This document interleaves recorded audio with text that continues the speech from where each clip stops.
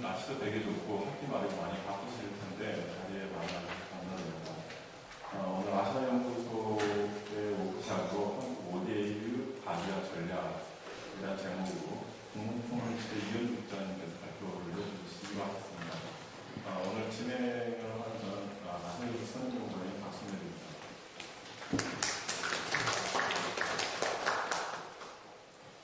제가 ODA 관련해서 좀 이렇게 저희 연구소 워크샵도 하고, 그 다음에 지난 몇 개월 동안 여러 가지 재밌는 일들이 많이 있었는데, 제가 되게 흥미롭게 본 신문 기사 중에 하나가, 여러분들이 이렇게 아시고 있으실 것 같긴 한데, 한국의 ODA에 관련해서 그런 표현을 많이 쓰더라고요. 그러니까 지구상에서 유일하게 베풀던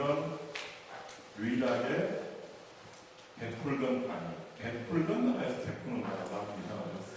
그러니까 이전에 일방적으로 다른 나라들의 공적인 온전을 받던 나라들에서 유일하게 다시 이제 저개발 국가들에게 공적 온전을 해줄 수 있는 나라로 바뀐 유일한 나라가 대한민국이 아닌가라고 이제 사람들이 많이 이야기를 합니다. 그리고 올해 제가 그걸 확인을 못했는데 개발원조위원회라고 불리는 대략 한 22개국 정도가 가입되어 있는 여기 지금 가입하신다요? 아직 공식적으로 결정되지 않아요.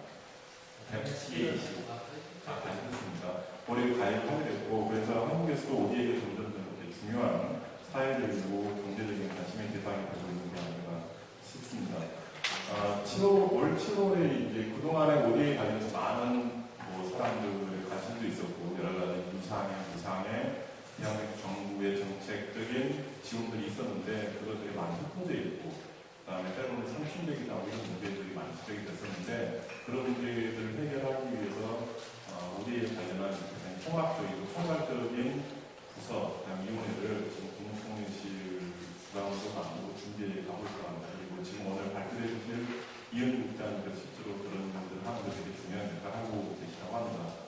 저희 아시아연구소는 여러분들이 아시는 분들 계시겠지만, 아시아 지역에 대한 좀 더 포괄적이고 종합적인 연구를 지향하는 연구소입니다. 물론 아직은 그게 충분히 이루고 있지는 않았지만, 아시아 지역에서 한국, 일본, 중국 말고 우리가 사실 눈여겨보지 않는 동남아시아, 그다음에 서아시아의 상대적으로 저개발 국가들이 많은데, 이 아시아 지역 전체의 발전, 저발전, 여러 가지 쟁점들에 대해서 제도적인 문제를 가지고 있는데, 그 중에 하나가 우리 ODA와 관련된 지역의 발전과 관련된 게 아닐까 싶습니다. 그래서 오늘 이현주 국장님의 발표를 들으면서 여러 가지 좀 재미있는 현안 아이디어를 나눌 수 있는 자리가 되었으면 합니다. 이현주 국장님.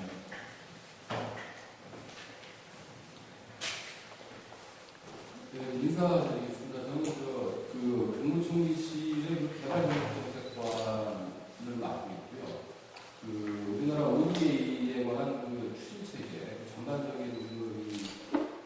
종합적인 대책을 저희가 관여를 하고 있습니다. 그리고 이 총리실에 이게 생긴 거는 금년 1월 달에 생겼습니다. 그래서 그동안 잘 아시겠지만, 유상 ODA는 기재부가 담당을 하고, 무사는 이제 외교부가 담당하다 보니, 이게 각각 서로 협의도 없이 그냥 각 국가의 ODA가 한다고 하다 보니, 여러 가지 중복문인데, 여러 문제를 끼워서 총리실에서 이걸 종합적으로 관리해라 해서 금년 1월 달에 이게 생겼고, 제가 금년 1월 달에 제가 이 자리에 이제 왔습니다. 사실 제가 이 ODA에 관해서 그동안 한동안 연구를 많이 한 사람은 아니고요. 금년 1월 달에 한 5개월 정도 총리실에서 이제 이 업무를 관장을 하면서 저희 나름대로의 어떤 관점도 생기고 여러 가지 시각도 생기고 하는 그런 부분이 있습니다. 그래서 오늘 제가 가져온 주제는 우리나라 ODA의 현황과 방향이라고 했지만, 제가 말씀을 많이 드리는 것보다는 제가 이 설명을 통해서 이 기본 골격에 대해서 제가 한 1시간 정도 설명을 드렸거든요. 그리고 각자 갖고 계시는 그런 궁금증을 저한테 질문을 해주시면 그런 거를 중심으로 서로 얘기를 하는 게 좀 효율적이지 않을까 이렇게 생각합니다. 일단 제가 준비해온 이 파워포인트 자료를 한 1시간 정도 제가 간략히 ODA에 대해서 좀 설명을 드리겠습니다. 첫 번째, 이제, 크게 세 가지 파트로 나뉘는데요. 첫 번째는 이제 ODA가 무엇이냐, 그리고 ODA에 대한 현황이 뭐냐, 네 번째가 이제 ODA 우리나라 정책 과제, 이렇게 세 가지를 나눠서 하나씩 설명을 드리도록 하겠습니다.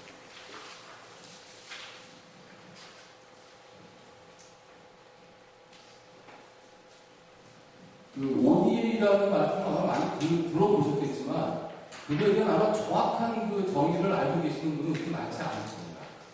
그 간략하게 말씀을 드리면, 정부에 의해 개발도상국 또는 국제기구에 공유되는 것으로 개발도상국의 경제사회 발전과 복지 향상에 기여하기 위해 제공되는 자금 또는 기술을 이렇게 되어 있는데요. 그 여기서 그 ODA, 그러니까 우리가 그 개도국을 도와주는데 그것이 전 세계, 그러니까 OECD 다에서 그 ODA 통계를 잡기 위한 그 세 가지 조건이 있습니다. 이 세 가지 조건이 가장 중요하다고 볼 수가 있는데, 첫 번째 ODA라고 하는 오피셜 디벨롭먼트 어시스턴트이기 때문에 이 중앙정부 또는 지방정부 또는 공공기관, 이 공적 부분에서 개도국에 지원을 해야 된다는 게 일단 첫 번째입니다. 그래서 예를 들어서 일반 NGO들이 그 자발적으로 그 IT에 가서 그 지원하는 것은 ODA의 개념에 범주에 들어가지가 않습니다. 일단 첫 번째는요. 두 번째는 개도국에 지원을 해야 됩니다. 개도국에. 근데 그 개도국이라고 하는 게 이게 우리가 좀 굉장히 좀 그 수상적이잖아요. 그래서 그게 그 OECD 낙이라고 하는 그 OECD 국가 중에 이 개발원정위원회에서 그 수원국 리스트를 지금 만들어 놨습니다. 그게 총 152개국입니다. 그 ODA, 뭐라고 할까요? ODA의 수원 대상국을 152개국을 정해놨는데, 이 152개국에 저희가 지원을 해야만 이게 ODA 통계를 잡습니다. 근데 그 152개국을 그냥 쭉 그 나라별로 세우는 게 아니고, 그거를 4단계로 나눠놨어요.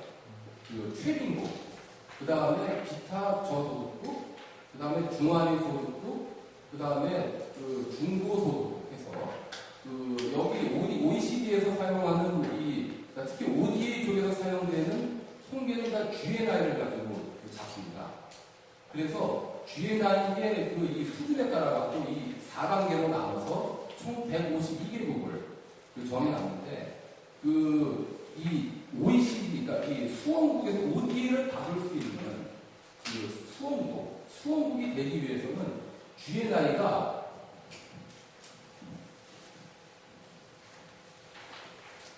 그 11,455불까지 받을 수 있어요. 그러니까 상당히 보면 만불 넘은 사람들이 굉장히 잘 사는 나라라고 우리가 볼 수가 있는데, 아직까지는 이런 나라에 우리가 지원을 해도 그 ODA의 범죄에 포함됩니다. 그래서 우리나라도 실질적으로 이 ODA 수원국 리스트를 졸업한 게 얼마 안 돼요. 이게 한 90년도 말이에요. 이게 OECD 우리가 가입한 게 1996년도인데, 그 이후에도 우리나라도 ODA 수원국으로 계속 있다가 이제 졸업을 했다고 보시면 되겠습니다. 그 리스트가 OECD에서 정하겠습니다. 그러니까 OECD OECD 안에 이제 여러 가지 위원회가 있는데, 여기 그 낙이라고 개발원으로 위원회가 있습니다. 그러니까 OECD 국가가 전체가 있는데, 그 나라에 이 낙에 가입을 하기 위해서는 여러 가지 요건이 있어요. 그래서 우리가 작년에 이제 OECD 낙에 처음을 가입했는데, 여기는 다른 위원회와 달리 가입 심사가 굉장히 엄격하거든요. 그래서 저희가 이제 그 나라 그 낙에 가입을 했고, 물론 여기서 얘기하는 것들은 다 강제적인 사항은 아니에요. OECD라는 그 논의기구 자체가 이 권고라든지 이런 규범을 만드는데 강제하는 데는 아니에요. 다만 사실상의 어떤 구속력을 가지고 있습니다. 그래서 이 수원국 리스트 152개국은 OECD 낙에서 리스트를 발표를 합니다. 거기에 152개국이 있고, 152개국을 4단계, GNI, 1인당 GNI를 해갖고 4단계로 나눠서 지금 발표가 되고 있죠. 그 다음에 세 번째 조건이 뭐냐면, 이게 야무성, 그러니까 증여율을 가지고 이제 얘기를 하는데요. 잘 아시다시피 이 ODA라고 하는 거는 유상과 무상이 있어요. 그러니까 하나는 유상 파트는 빌려주는 돈이에요. 우리가 계속 빌려주는 돈인데 굉장히 장기 저리로 빌려주는 돈이고, 또 하나 파트는 우리가 그냥 주는 돈입니다. 대가성 없이. 그래서 빌려주는 ODA를 우리가 유상이라고 얘기하고, 그냥 주는 돈을 우리가 무상이라고 얘기하거든요. 근데 빌려주는 돈도 그게 어떤 그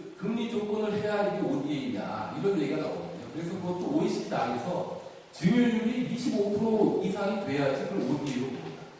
증여율이 예를 들어 10%짜리로 대조국이 주면은 너는 ODA가 안 돼. 그러니까 예를 들면 쉽게 얘기하면 100만 원을 우리가 그 나라에 주면은 75만 원 이상을 받으면 안 된다는 거예요. 시장금이라는 게 굉장히 저렴한 그러한 조건이 요 세 가지 조건이 전제가 돼야만이 ODA라고 우리가 얘기합니다. 그렇기 때문에 사실 우리가 어느 나라나 마찬가지지만 대도국 같은 경우는 사실 이 좀 독재 국가도 많고 부패한 국가가 굉장히 많거든요. 그래서 우리가 ODA 자금을 주면은 그게 과연 그 나라의 어떤 국민을 위해서 사용되고 있는지 사실 모르는 경우가 많아요. 그게 이제 버거너스라고 하는 부패 파트인데 우리가 그 정부가 부패됐다고 해서 이 자금을 기업한테 줄 수가 없다는 점입니다. 그렇기 때문에 이 ODA를 우리가 주는 그런 어떤 국가를 검토할 때는 그 나라의 어떤 부패 정도, 이 버거너스가 굉장히 중요한 요인 중에 하나로 저희가 그렇게 간주를 하고 있습니다. 이게 이제 전체적인 ODA에 대한 전체의 틀입니다. 우리가 간략히 말씀을 드리면, 일단 ODA는 Official Development Aid라고 얘기하고, 이 크게 이제 두 가지 파트로 나옵니다. 하나는 양자원조, 과자원조로 나오는데, 양자원조라고 하는 건 통상적으로 생각하시는 대로 우리가 개별 국가에 지원하는 겁니다. 예를 들어, 베트남에 병원을 건립해준다. 아니면 탄자니아에 직업훈련을 건립해준다면, 이 양국 간에, 한국과 베트남, 한국과 탄자니아 간에 이렇게 약정을 해서 주는 게 이제 우리가 양자원조라고 얘기를 하고요. 다자원조라고 하는 것은 우리가 직접 개도국에 주는 게 아니라 국제금융기구라든지 유엔을 통해서 우리가 지원하는 걸 다자원조라고 합니다. 예를 들어서 세계은행 같은 데만 해도 개도국을 위한 여러 가지 펀드들이 있어요. 거기는 이제 세계은행 회원국들이 이제 각 국가별로 이제 돈을 내거든요. 그 돈을 내는 신탁 기금을 가지고 거기서 사업을 하는 거죠. 예를 들어 아프리카에 이번에 농업을 좀 중점적으로 프로젝트를 해보잖아요. 그때 우리는 세계은행에 돈을 냅니다. 예를 들어 금년에는 300만 불을 내고 내년에 500만 불을 내고 그리고 또 아시아 개발은행 같은 소위 MDB라고 하죠. 아시아 개발은행, 아프리카 개발은행, 미주 개발은행, IBRD, 아이다, 유엔에도 그런 게 있고, 그런 국제기구별로 그런 개도국을 지원하기 위한 그런 펀드들이 있는데, 거기에 우리나라가 돈을 내요. 그게 바로 다자원조입니다. 다자원조. 크게 이제 두 가지 파트로 나누고요. 양자원조는 아까 제가 말씀드린 대로 무상과 유상. 이렇게 이제 구분을 짓고 있습니다. 이 ODA가 왜 필요한가? 이거는 사실 여기 몇 줄 써있지만 이게 정답이 될 수는 없는 거죠. 세계 대도국 인구의 5분의 1에 해당하는 약 10억 명의 사람이 하루 1달러 미만의 세금으로 살아갑니다. 하루에 약 15,000명이 배고픔과 질병과 고통으로 죽어갑니다. 결국 ODA라고 하는 거는 좀 잘 사는 나라들이 못 사는 나라들을 사실 도와주는 그런 개념으로 쉽게 생각하시면 될 거예요. 다만 이 도와준다는 게 사실 굉장히 어렵습니다.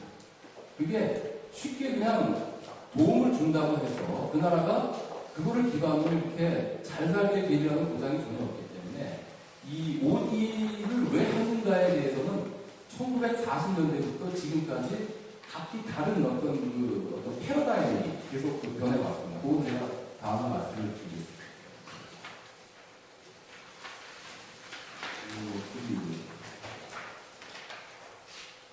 이 ODA가 왜 필요한가? 보면은 여기 보면 정치적인 목적, 경제적 목적, 인도적 목적, 환경적 이렇게 이제 저희가 크게 나누는데 사실 이렇게 설명드리는 것보다는 OECD 다학의 회원국들이 1년에 이 개도국에 지원해주는 ODA 규모가 한 1,200억 불, 1,200억 불이면 한 130조, 140조가 지금 개도국에 계속 지금 152개국에 지금 나가고 있는 얘기거든요. 그러면은 각국별로 보면은 좀 특성이 있어요. 152개국은 한 나라가 다 도움을 줄 수가 없잖아요. 그렇죠? 그러다 보면 자기들끼리 중점적으로 지원해야 될 국가들을 이렇게 선정을 할 수밖에 없는데 대부분 보면은 자기네 국가와 역사적으로 좀 이해관계가 있었거나 역사적으로 관련이 많았던 국가들을 같이 지원을 하고 있어요. 그래서 그 유럽의 프랑스라든지 영국이라든지 이런 나라들은 다 자기네들의 식민지였다.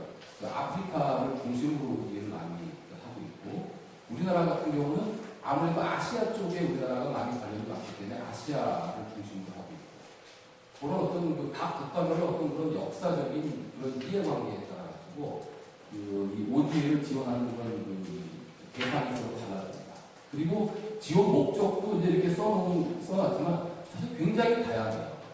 특히 미국 같은 경우에는 ODA 목적을 국익이라는 단어로 일단은 대외적으로 명시하고 있어요. 우리나라를 위해서 우리가 개도국을 지원합니다. 그렇기 때문에 미국이 가장 그 ODA를 하는데 가장 핵심적인 그 요인으로 삼고 있는 게 뭐냐면은 이 안보입니다. 안보, 외교적 안보, 그리고 테러, 대테러 방지. 그게 바로 ODA의 가장 큰 목적. 그래서 지금 아까 제가 그 OECD 다 그 국가에서 1,200억 불을 쓴다고 했는데 그 중에 4분의 1이 미국 자금이에요. 미국이 엄청난 그 ODA를 하고 있는데 대부분 보면은 이라크라든지 아프간 그리고 이제 아프리카 쪽에서도 좀 어떤 외교 안보적으로 좀 중요한 국가를 중심으로 ODA를 많이 하고 있는 그런 그 실정이고, 일본 같은 경우도 사실 크게 다르지 않습니다. 일본도 어떤 국가 이익이라는 거를 좀 전면에 내세우는 나라 중에 하나예요. 그 일본도 그 우리나라의 한 12배 정도 됩니다. ODA 규모가. 근데 하여튼 이 돈이라고 하는 것은 국내 세금이기 때문에 결국은 우리나라를 위해서 써야 된다는 걸 대외적으로 얘기를 하고 있는 그런 그 실정이 되겠고, 특히 그 북유럽 같은 경우, 스웨덴이나 노르웨이 같은 나라는 굉장히 인도주의적으로 봅니다. 그런 나라들은 이게 좀 뭐라 그럴까, 어떤 국익이라는 것보다는 ODA라는 어떤 그런 순수한 어떤 그런 걸 대외적으로 내세우는 있지만, 이 눈에 안 보이는 이 내부적인 어떤 그런 이해관계를 다 가지고 있을 수가 있어요. 국가별로 어떤 그 차이가 있다는. 그리고 그 일본 같은 경우는 경제를 굉장히, 경제 협력을 굉장히 중요시하고 있는 그런 그 상황입니다. 근데 잘 아시겠지만 작년에 그 국제개발협력기본법이라는 ODA 기본법이 만들어졌거든요.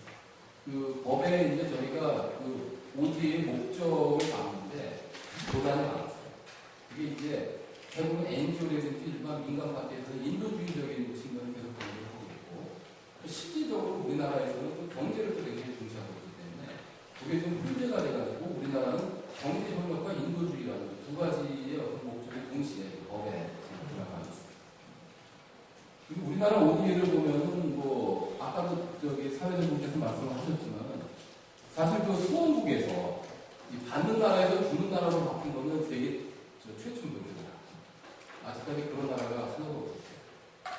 그래서 우리나라가 ODA에 관련해서 굉장히 세계적으로 주목을 받고 있는 건 정말입니다. 제가 저번에 아프리카에 출장을 갔다 왔어요. 탄자니아하고 카메룬하고 나라를 갔다 와서 거기 대통령하고 총리들을 만나고 했는데 다른 것보다도 수원국에서 공역국이 됐다는 그 사실 자체가 굉장히 이 개도국한테는 굉장히 큰 희망을 주는 부분이 있더라고요. 왜냐하면 우리나라도 ODA를 굉장히 많이 받는 나라거든요. 지금까지 한 128억 불 정도 받았습니다. 45년부터 지금까지. 한 13조, 14조 됐는데 그게 몇십 년 전 같은 경우는 굉장히 큰 액수라는 거예요. 근데 못 사는 나라에서 이렇게 잘 사는 나라로 된 그 모델을 한국적인 어떤 그런 발전 모델, 이거에 대한 관심이 굉장히 많습니다. 너희 나라는 어떻게 가장 못 사는 나라에서 이렇게 잘 사는 나라를 바뀌었느냐. 이거에 대한 어떤 특히 아프리카라든가 못 사는 나라들이 우리나라를 보고 굉장히 관심을 많이 갖고 있다는 말씀을 드렸습니다. ODA 현황을 좀 잘할 것 같습니다. ODA 역사를 보면 이게 사실 전후 2차 대전 이후에 이제 마샬 플랜, 유럽을 재건하기 위한 이 마샬 플랜에서 일단은 미국을 중심으로 유럽에 지원했던 게 사실 ODA의 가장 큰 모티가 됐고요.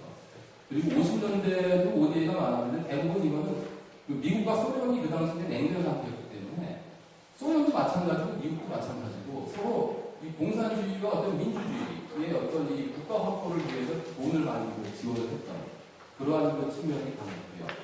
그리고 1960년대에 와서는 이 소위 남북 문제. 그래서 이 개도국하고 이제 신생 독립국들이 상당히 많이 이제 생기고 하니까 그 나라를 경제 성장을 시켜서 결국은 잘 살게 만들자 하는 게 그게 이제 논의의 초점이었습니다. 그래서 이런 어떤 그 경제 성장을 중심으로 이제 그 ODA를 했던 때가 1960년대라고 보시면 되겠고, 그게 결국 실패로 돌아갔죠. 그래서 1960년대 신년 독립국 중에서 선진국의 원조를 받아가지고 지금 잘 살게 된 나라는 아무것도 없어요. 아무것도 없습니다. 그러다 보니까 이제 70년대 들어와서는 야, 이게 너무나 우리가 거창한 그런 목표를 세우는 게 아니다. 이래가지고 인간의 기본적인 요구, 예를 들어 배고픈 사람한테 식량을 주고, 그리고 병 걸린 사람한테 약을 주고, 인간이 살 수 있는 가장 기본적인 그런 욕구를 ODA가 충족시켜야 된다 해가지고 이 당시 ODA는 그런 어떤 인간의 기본적인 그런 욕구 중심으로 이제 지원이 됐었죠. 그러다 보니까 이제 우리가 소위 그 산소호흡기 원조라고 얘기를 하는데, 보온이랑 식량을 계속 줄 때는 좋지만 그걸 끊게 되면은 그 사람들은 못 살게 되는 거예요. 잘 살 수가 없어요. 그런 거 한계를 가질 수밖에 없는 그런 문제가 있죠. 그러다 1980년대 이제 들어가면서 그 소위 잘 아시겠지만 그 신자유주의라는 그 모델이 나오잖아요. 그래서 그 이 후진국도 이 선진국의 어떤 이런 신자유주의 모델을 이식을 해야 된다. 그래가지고 이제 그 보면 그때 이제 그 대처라든지 레이버의 어떤 그런 그 경제, 그리고 80년도 후반에 워싱턴 컨센서스라고 얘기하죠. 그 IMF하고 세계은행하고 미국 정부가 모여서 왜 개독이 못 사느냐. 이거는 우리나라의 어떤 선진국의 어떤 이런 제도와 이런 것들을 심으면은 그 상당히 잘 살 수 있지 않을까라는 차원에서 그 당시부터는 돈을 주면서 그 나라의 개혁을 요구하죠. 선진국이 가지고 있는 어떤 뭐 규제 개혁이라든지 부패 방지라든지 아니면 뭐 여러 가지 그런 것들 선진국형으로 이제 얘기를 하죠. 그렇게 이제 그 80년대를 지나죠. 결국 또 이게 또 성공한 나라가 없어요. 그렇게 개발 협력을 해서 개도국이 지금 그 돈을 많이 받고 있는데, 돈을 많이 받아서 지금 잘 살게 된 나라가 없다는 거예요. 그런데 1990년대 들어오면서 이제 냉전이 종식되면서 선진국들이 이제 원유 필요를 느끼게 되죠. 야, 이제 우리 돈 그만 줘야 되겠다. 이거 뭐 옛날 말에 뭐 가난은 아무도 구제 못한다고 돈을 30년 동안 뿌려봤지만 이게 도대체 잘 살게 된 나라도 없고, 야, 우리 좀 문제 있는 거 아니야. 하면서 이제 이 ODA 규모를 이제 줄이는 시기가 바로 이 1990년대. 그래서 이제 그 줄이면서 이제 이 당시 이제 그 기후변화 협약 문제 이런 것들이 나오면서 그 소위 지속가능 발전이라는 ODA가 이런 어떤 환경 문제라든지 이런 것들을 좀 감안해야 된다는 게 그런 논의가 이제 그 당시에 나오게 되고요. 그리고 이제 2000년대 들어와서 좀 새로운 전환점이라고 할 수 있는 게 유엔의 MDG라는 겁니다. 이게 그 천년개발 목표라고 얘기를 하는데, 이게 2000년대 들어와서 지금까지 이게 그 어떤 ODA 쪽이 아니라 성경이라고 생각하시면 돼요. 이 유엔의 MDG라고 하는 게. 이게 이제 가장 그 중요한 목표로 나왔는데, 이 2000년도에 그 약 한 180여 개국 정상들이 유엔에 그 만나서 합의한 그런 그 내용입니다. 그래서 이게 MDG라고 하는데 밀레니엄 디벨롭먼트 골스라고 하는데 총 8개 목표를 여기서 잡아놨어요. 근데 이 목표의 특징은 뭐냐면 그 90년 대비, 1990년 대비 2015년까지 예를 들면은 하루에 1달러로 생활하는 사람들의 수를 절반으로 줄이자. 뭐 이런 식으로. 그러니까 소위 달성 가능한 그런 목표를 8가지를 여기서 그 제시를 했습니다. 그래서 그 내용을 제가 좀 말씀을 드리면,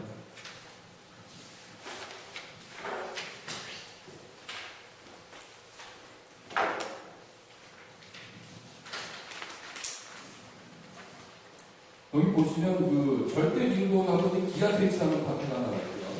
그리고 보편적인 초등교육, 그리고 남녀평등, 그리고 아동 사망률, 그리고 모성보건, 그리고 이제 에이즈라든지 말라리아 퇴치, 그 지속 가능한 어떤 그런 환경, 보험진료 파트에서 총 8개의 목표를 1990년대에 2015년까지 해서 수치로 정해놓은 게 바로 이 MDG라고 할 수 있습니다.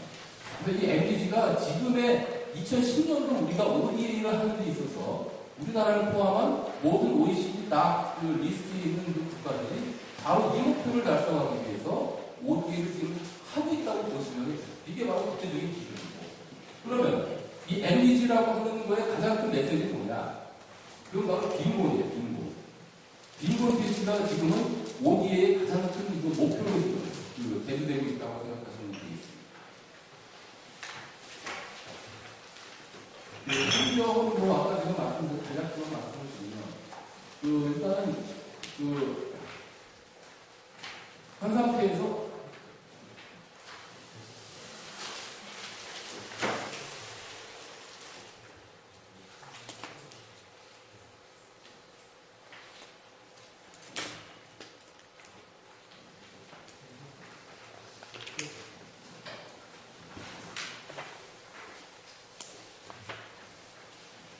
그래서 크게 지금 ODA 환경을 보시면 아시겠지만 세계화 그리고 이 ODA라고 하는 개념이 처음에는 어떤 부국의 어떤 자선, 잘 사는 사람들이 그냥 자선을 베푼다는 그런 개념을 가지고 하다가 최근에 와가지고는 이게 글로벌 공공재라는 그런 개념이 생겼습니다. 그래서 이게 어떤 그 나라가 못 사는 것이 그 나라한테만 피해 주는 게 아니라 전 세계에 피해를 준다는 그런 개념이죠.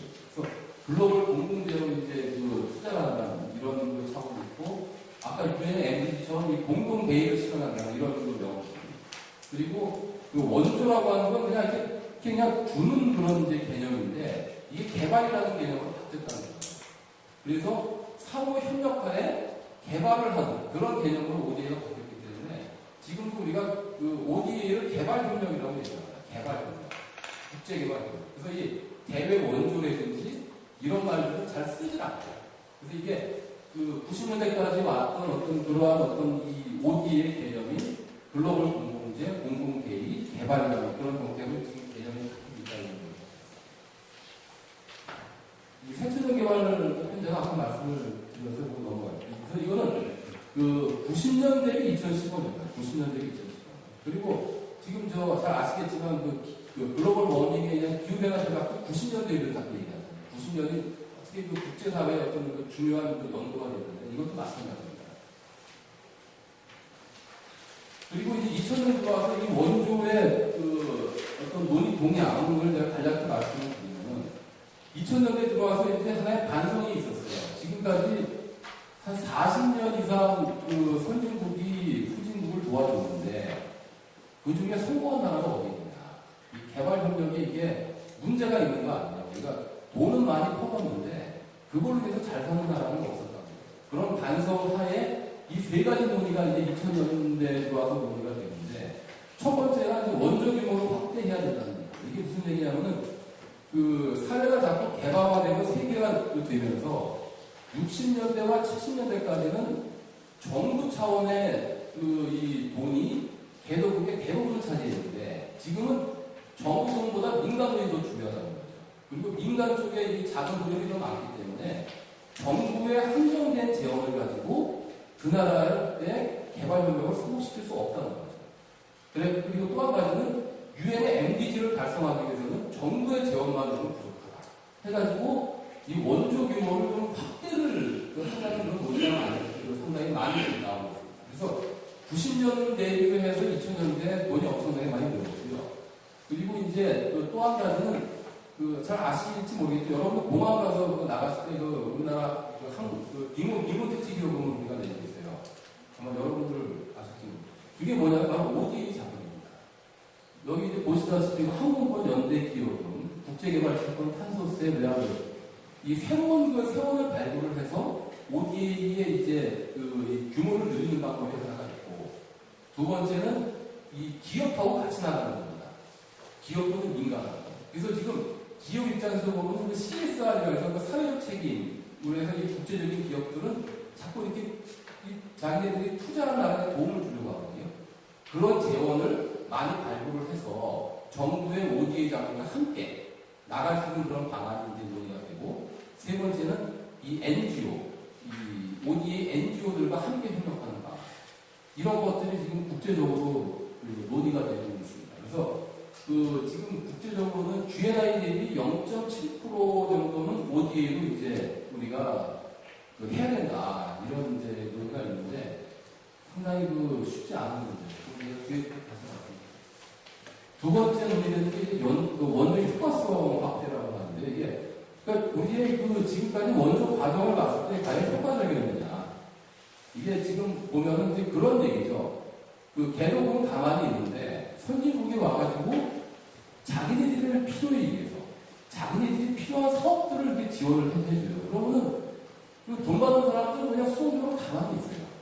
다 알아서 다 해주고 사업도 선전해주지 봉사도 해주지 다 해주니까 그런 원조를 자꾸 받다 보니까 효과가 없는 거예요. 그래서 원조 효과성의 가장 중요한 핵심 내용이 수원국의 주인의식을 향상시키자는 게 가장 중요한 포인트가 되겠어요. 걔네들이 이 사업이 내 사업이라는 그런 생각을 가지고 원조를 받아야지 아무런 그 역할만 하고 공용국이 모든 걸 다 해주는 그런 원조는 절대로 효과적이지 않아요. 이거는 우리 그 개인적인 어떤 그 관계에서 마찬가지 아닙니다. 똑같습니다. 그래서 이 주인의식이 가장 중요하게 또 한 가지는 이 탄자니아 같은 경우에 베트남 아마 보면은 이 베트남에 아마 원조하는 국가가 제일 많을 거예요. 베트남은 선진국 어느 나라든가에 원조를 하고 싶어요. 왜냐하면 잠재력이 여러 가지가 있어요. 그러다 보니까 어떤 문제가 있냐면 베트남 입장에서는 주겠다는 사람들이 엄청나게 많고 또 주겠다는 분야들이 엄청나게 많은데 이게 서로 중복되는 거예요. 예를 들어 베트남의 뭐 보건 분야 하면은 A국, B국, C국, D 다 들어가요. 그러니까 이게 공여국간에 뭔가 이게 좀 조율이 좀 된 다음에 이게 체계적으로 들어가야 되는데 그게 아니라 그냥 개별 국가별로 들어가다 보니까 이게 받는 사람들이 피곤한 거예요. 그런 문제가 생기는 게 바로 이 공여국간의 이 원조 조합 문제가 이게 또 굉장히 중요한 문제고 다가오고 있고 또 한 가지는 수원국이 이게 그 개발 전략이 있어요. 그러니까 우리나라 옛날로 하면 70년대 경제개발 5개년 계획 이런 어떤 국가 차원의 계획을 가지고 단계적인 그 연도가 나오면 그 계획에 맞는 원조를 해줘야 되거든요. 근데 그런 거 없이 그냥 벌렁 그냥 공유국이 지네들 원하는 사업을 그냥 이렇게 해왔기 때문에 그게 얘네들 장기적인 어떤 계획과 연동이 안 되니까 이게 그 국가 발전에 이제 공유를 못했다, 기여를 못했다 하는 게 바로 이제 문제예요. 그리고 결과 눈치가 없어요. 한번 병원 주면 끝이에요. 직업훈련은 한번 검을 딱 줘주면 끝이고, 우리나라 얘기하면 PC방 같은 거 있죠. 걔도 그게 이제 예를 들면은, 이제 어떤 인터넷을 좀 제대로 이용하게끔 어떤 마을에 이렇게 PC하고 이렇게 이런 걸 하나 줘주면은, PC라고 하는 게 3년 지나 4년 지나 뭐 바꿔야 되겠죠. 근데 그냥 주고 끝이란 말이에요. 그러면은 그게 나중에 져줄 때 한 1, 2년 좋은데 관리가 안 되니까 그게 뭐 나중에 뭐 참고로 쓰이는 경우 뭐 이런 경우도 이게 발생을 하는 거예요. 그러니까 이게 항상 결과를 그러니까 그렇게 되는 문제가 뭐냐면 사후 관리를 안 해줬다는 문제도 있지만 수원국이 자기 거라는 생각을 안 하는 거거든요. 그걸 관리하는 사람이 내 거라고 그렇게 하겠습니까? 그러니까 이게 원조의 효과성이라고 하는 게 병원을 져줘도 마찬가지예요. 직업훈련을 져줘도 직업훈련원에서 우리나라 사람들이 가서 10년, 20년 무한으로 강의해줄 수 없잖아요. 그 사람들이 이력을 양성시켜서 그 사람들을 시켜야 되는데 그런 의사가 전혀 없는 거예요. 그게 이제 원조의 문제죠. 그러니까 이게 중요한 게 뭐냐면 수원국이 절실히 원하는 걸 해주는 게 제일 중요하다는 거예요. 제가 말씀드립니다. 그냥 우리가 와서 야 너희 병원 줘줄게. 너희 이거 우리가 뭐 해줄게. 그 사람들은 받는 사람이니까 또 시간이 있겠어요? 주겠다는데 주겠다는데 그냥 받을 거 아니에요. 받고 끝이에요. 그런 무기에는 되면 안 된다는 거예요. 그래서 중요한 게 뭐냐면 그 국가가 절실히 원하는 거를 우리가 해줘야 된다는 거예요. 그 사람들이 원하는 게 뭐냐? 바로 이 전략에 그 사람들의 개발 계획에 나와 있다는 얘기고, 그리고 그래야지만 이 결과를 계속 이어갈 수 있다 이런 얘기가 되겠어요. 그리고 다섯 번째가 사후 책임성. 이 ODA를 지금까지 보면 공용 책임이에요. 수업은 그냥 땅만 주고 건물 줘주면 끝이야. 그래서 내 거라 생각을 안 하기 때문에 그게 문제가 있다. 서로 이 사업을 같이 하는 거야. 이런 다섯 가지가 이 파리 선언에 나왔는 얘기인데 이게 굉장히 중요한 이 ODA의 원칙이 되겠습니다. 원조 효과성을. 그 다음에 이제 아크라에 내가 행동 얘기 나왔다는 얘기죠. 그래서 아시는지 모르지만 내년도에 이게 이제 뭐냐면 로마 선언, 파리 선언, 아크라 행동 계획이라고 하는 게 OECD 낙에서 하이 레벨 포럼이라고 해서 고위급 회담을 합니다. 그게 이제 2003년도에 로마에서 했고 2005년도에 파리, 2008년도 아크라였는데 네 번째 회의를 내년 서울에서 합니다. HLF4라고 해요. 내년 11월 달에 그래서 지금 이제 요거 이제 이 내년 서울에서 할 때 과연 ODA에 관련해서 어떤 의제를 가지고 우리가 요걸 어떻게 주도할 것인지 요걸 이제 저희가 하반기에 준비를 해야 되는 상황입니다.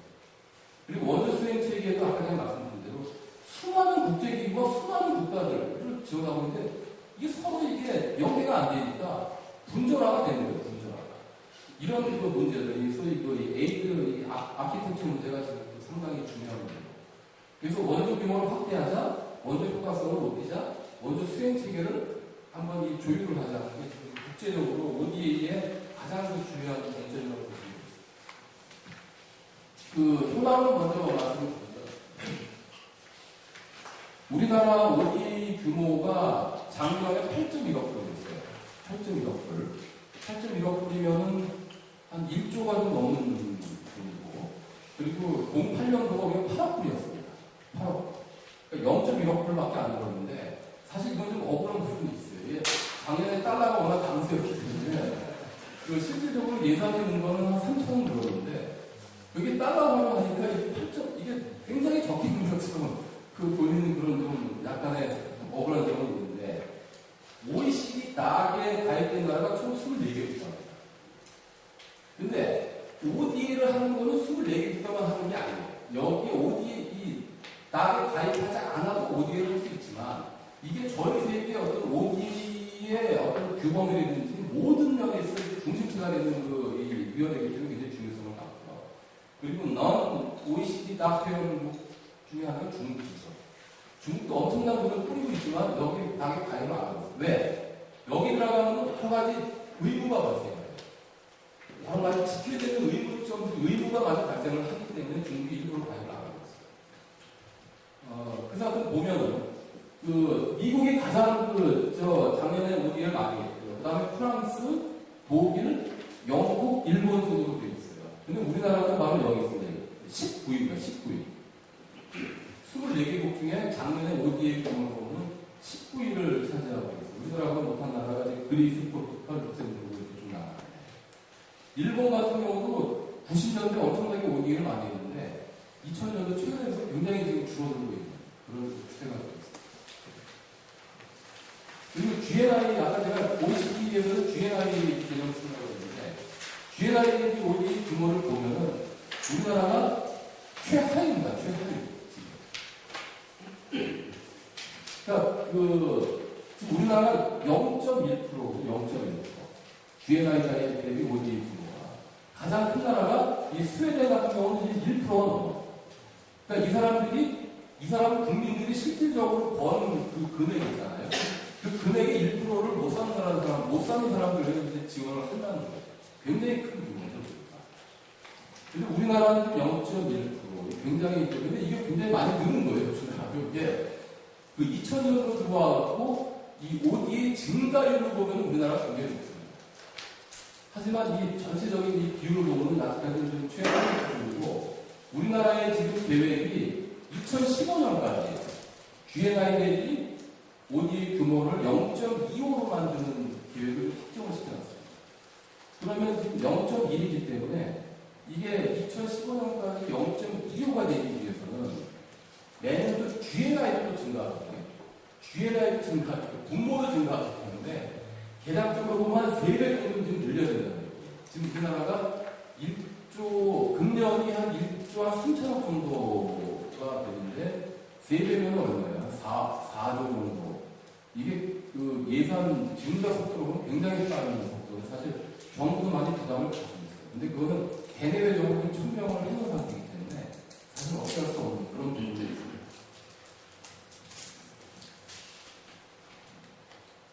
ODA 구성을 보면은 이제 대부분 하는 양자랑 가자를 많이 하는데 통상적으로 보면은 양자가 7, 가자가 3 정도가 국제적인 표준이라고 보시면 돼요. 그러니까 100억을 개도국에 지원을 하면은 70%는 우리가 국가를 선택해서 지원을 하고 나머지 30%는 국제교육기구라든지 유엔에 돈을 기탁을 해서 하는 그런 시스템이 일반적인 우리나라도 한 7대 3 정도가 되고요.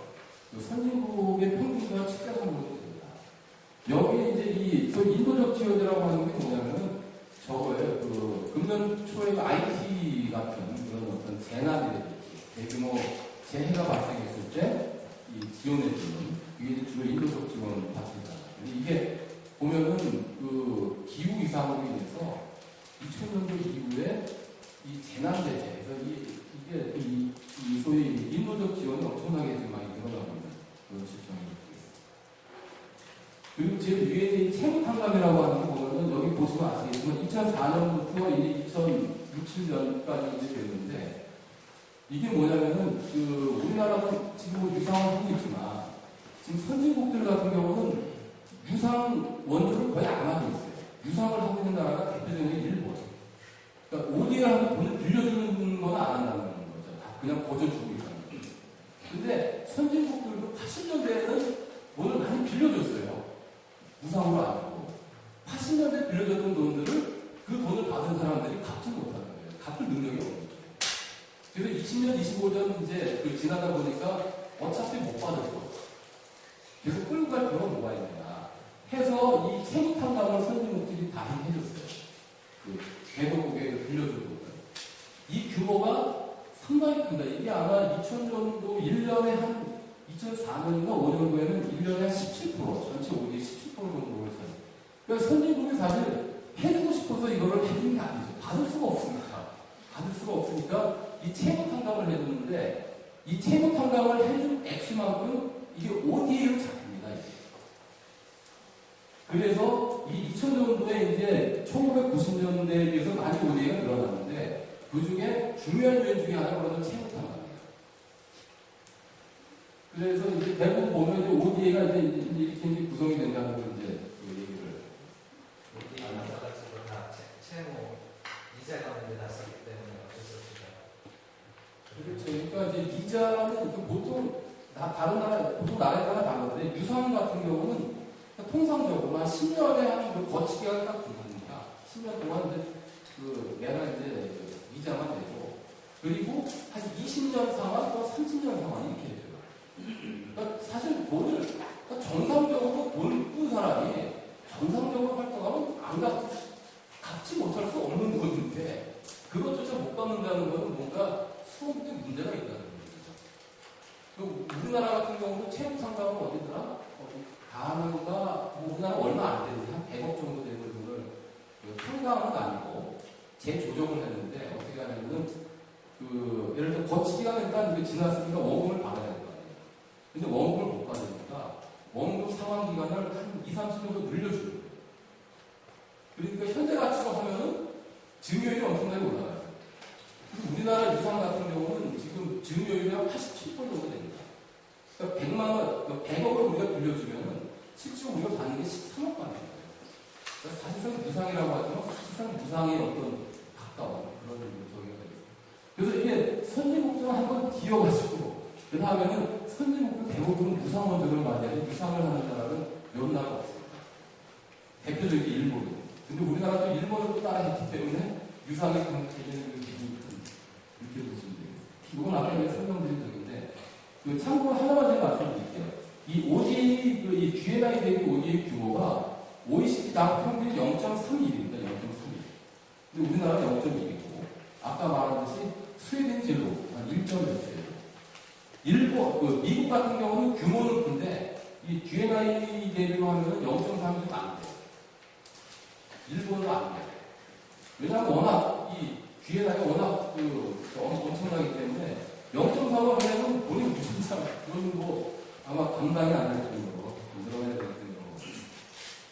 그리고 국제사회 우리 체계 아까 말씀드렸듯이 이제 딱 회원국이 있고요. 공여국, 기딱 그 공여국인데 이 일본, 제가 중국을 제가 간단히 말씀드릴게요. 중국이 지금 그 아프리카 쪽에 대대적인 원조를 지금 하고 있어요. 그래서 이번에도 아프리카 가봤는데 그 중국의 그 이 ODA 방식이 독특합니다. 첫 번째, 이 사람들은 랜드마크 시설만 해요. 눈에 보이는 거. 대형 체육관. 그리고 탄자니아 갔더니 공항은 거의 우리나라 터미널 수준인데 그 옆에 VIP 라운드를 중국이 그 만들어서 엄청나게 줬습니다. 공항은 수준인데 그 VIP 라운드. 그리고 뭐 그런 어떤 교량도 눈에 보이는 거. 랜드마크 시설만 해주고, 두 번째, 이 사람들은 그 나라 현지 사람들 인력을 잘 안 써요. 다 중국에서 다 인력을 다 데리고 가요. 다 데리고 가가지고 자기네들 인력으로, 자기네들 돈으로 그거를 저주로 나오는 거기 때문에 수원국 입장에서 남는 게 하나도 없어요. 그냥 건물 하나 남는 그런 형태의 원조를 하고 있어요. 그래서 중국이 욕을 많이 먹고 있어요. 이게 그리고 이 중국에 대한, 그러니까 저 사람들은 진짜, 근데 그것도 이제 무상이 아니고 완전 유상이거든요. 그러다 보니까 이게 아주 굉장히 그 욕을 많이 먹고, 그리고 중국 제품에 대한 이 인식이 안 좋아서 굉장히 안 좋다, 질이 안 좋다, 이런 그 개념이 일단 형성이 되어 있습니다. 중국 ODA가, 근데 이게 천만 문제가 있어요. 그래도 중국은 원하면 가서 직접 다 이렇게 해주기 때문에, 그리고 오랫동안 남는 시설을 많이 해주고 하기 때문에 욕을 먹으면서도 사람들이 이제 인정을 하는 그런 부분들이 있어요. 그래서 중국의 ODA 방식에 대해서는 좀 논란의 여지가 있는 그런 상황이 되어 있습니다. 그래서 이제 보면은 그 공여국이 나태형국하고 비공여국 무상유상을 해서 이제 수어국에 나가고, 그 수어국에 또 개발 관련 NGO들, 여러분들도 아실지 모르지만 뭐 지구촌 나눔운동, 굿네이버스, 뭐 많이 들어보셨죠? 월드비전, 한미아 씨가 하고 있는, 그게 우리나라 NGO가 한 120개 정도 됩니다. 이 ODA 관련 NGO. 그 사람들은요, IT에 딱 지시하면 정보도 더 빨리 가요. 부업을 들고 쫙 갑니다.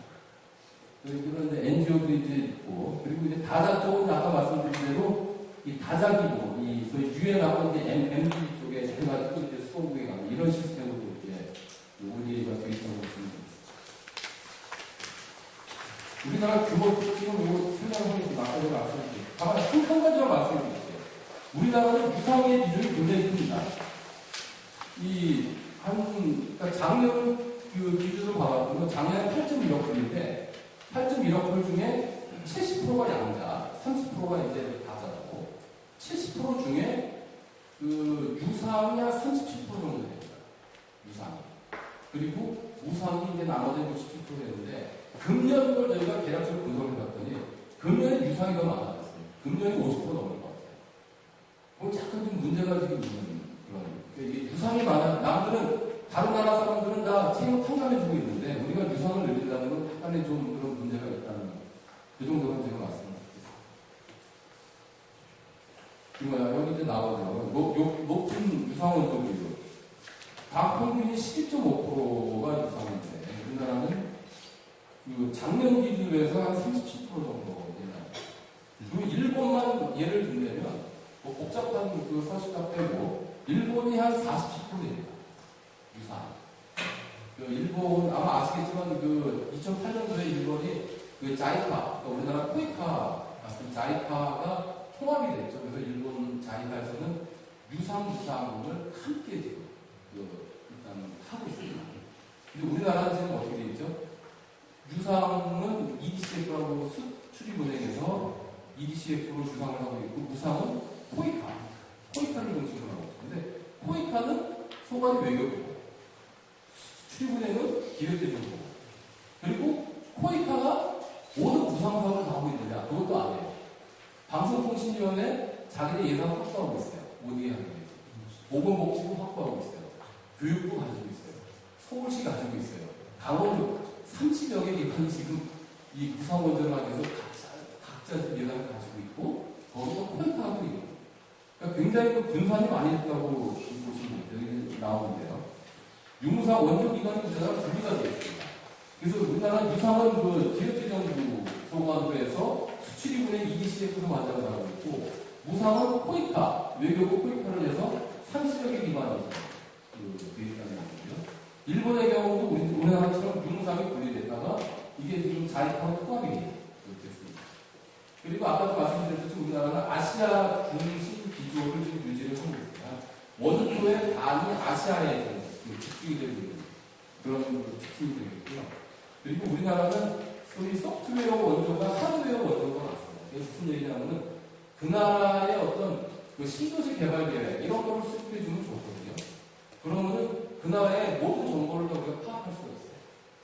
그런 어떤 그런 어떤 마스터 플랜을 수립해주는 원조를 하면은 정보도 얻을 수 있고 한 가지 좋은 게 있는데 우리나라의 원조 대부분은 병원 저주고 직업훈련은 저주고 도로 깔아주고 그런 어떤 하드웨어 쪽으로 너무 집중되다 보니까 조금 좀 뭐라고 할까 좀 문제가 있어요. 이게 또 지속적으로 운영도 잘 안 되고 하는 그런 얘기가 있어요. 경제상으로 있거나 프로젝트를 준다고 하거든요. 다자가 이거는 일단 넘어갔어요. 실제상. 일단은 그 정책 관련된 간략한 말씀을 드릴게요. 일단 많이 질문을 해주실 텐데. 일단은 그, 지금까지 말씀드린 대로 그 유상과 무상이 나눠져 있고, 우리나라가. 무상이 30여 개 기관이 나눠져 있기 때문에 이 기관들이 서로 협의를 해서 ODA를 한 적이 거의 없어요. 각 개별적으로 사업을 했어요. 그러다 보니까 어떤 문제가 있느냐.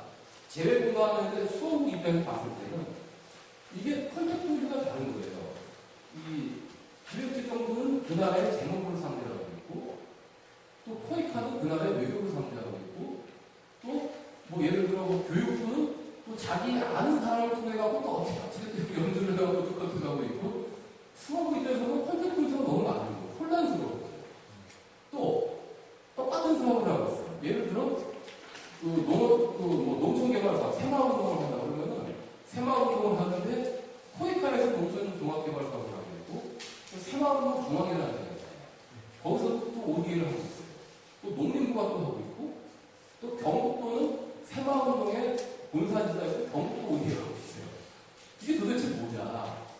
서로 기관 간 협의도 없이 중복적으로 이 하고 있으니까 여러 가지 문제가 발생을 하니까 우리나라 이래서는 안 되겠다 해가지고 이제 만든 게 그 국제개발협력 기본법을 작년에 만들었고 총리실에 이 개발협력 정책관실을 이제 만들었고 그래서 이 국제개발협력위원회라는 총리가 위원장이 이 위원회를 통해서 그런 그 문제들을 좀 협을 하고 그리고 국가 차원의 전략이 없다는 거죠 지금.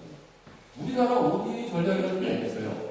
우리나라 무상 전략은 있어요. 무상원조 전략은 외교부가 만드는 거고 우리나라 유상원조 전략은 기재부가 만드는 거예요. 그러면 우리나라를 하나로 봐가지고 ODA 전략을 누가 만드냐? 지금까지 만들 수 있는 데가 아무도 없어요. 그러니까 총리실이 만드는 거기 때문에 그걸 이제 통합적인 그런 전략을 이제 이 위원회를 통해서 하겠다는 이런 얘기를 했어요. 정책결정 체계를 보시고 제가 갑자기 말씀드리는데 그 국제개발협력위원회 총리가 위원장이 있고 실무위원회가 있고 이 대외경제협력기준법이라서 이 기재부가 이니시티브 하고 있고 외교통상부 토익화 하고 있고 그 수십 개의 부처들이 뒤에 있는 이런 지금 이런 체제가 되어 있습니다. ODA 사업 체계 그리고 제가 여기서 한 가지만 말씀드릴게요. 이게 그 중점 지역 제도라고 되어 있습니다. 아까도 말씀드렸듯이 152개국 우리나라 지원할 수가 없기 때문에 한 25개 내외에서 중점 지원국을 정해서 선택과 집중을 하자는 그 제도가 있는데 이것도 재정부와 외교부가 각각 그 정해서 운영을 해왔어요. 이게 중복되는 부분도 있고 중복 안 되는 부분도 있고 그러다 보니까 이제 여러 가지 문제가 똑같은 지역에 병원을 무상으로 하나 줘줄 수 있고 하나 또 유상으로 줘줄 수 있고 그리고 농촌 개발 사업을 하는데 지역을 선정하는데 농림부는 A 지역을 하고 있고 똑같은 나라에 토익카는 B 지역을 하고 있고 이게 도대체 안 되겠다는 거예요.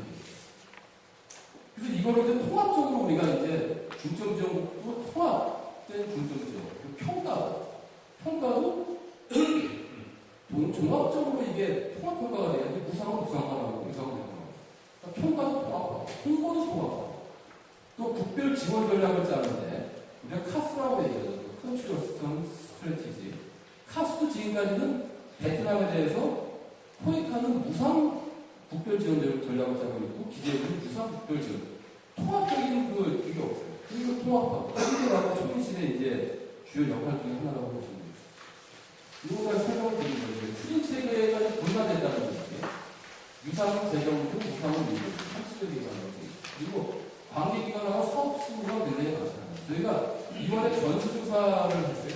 오직 우리나라 모든 공공기관이 지금 대부분의 한국의 전수조사를 해봤더니 사업수가 1000개가 넘습니다. 1000개가. 1000개 넘는 사업이 이게 연계가 안 되고 있어요. 이게 중복사업도 많아요. 예를 들어 초청연수 보통 제일 ODA를 할 때 가장 쉽게 하는 게 뭔지 아세요? 초청원 수사예요.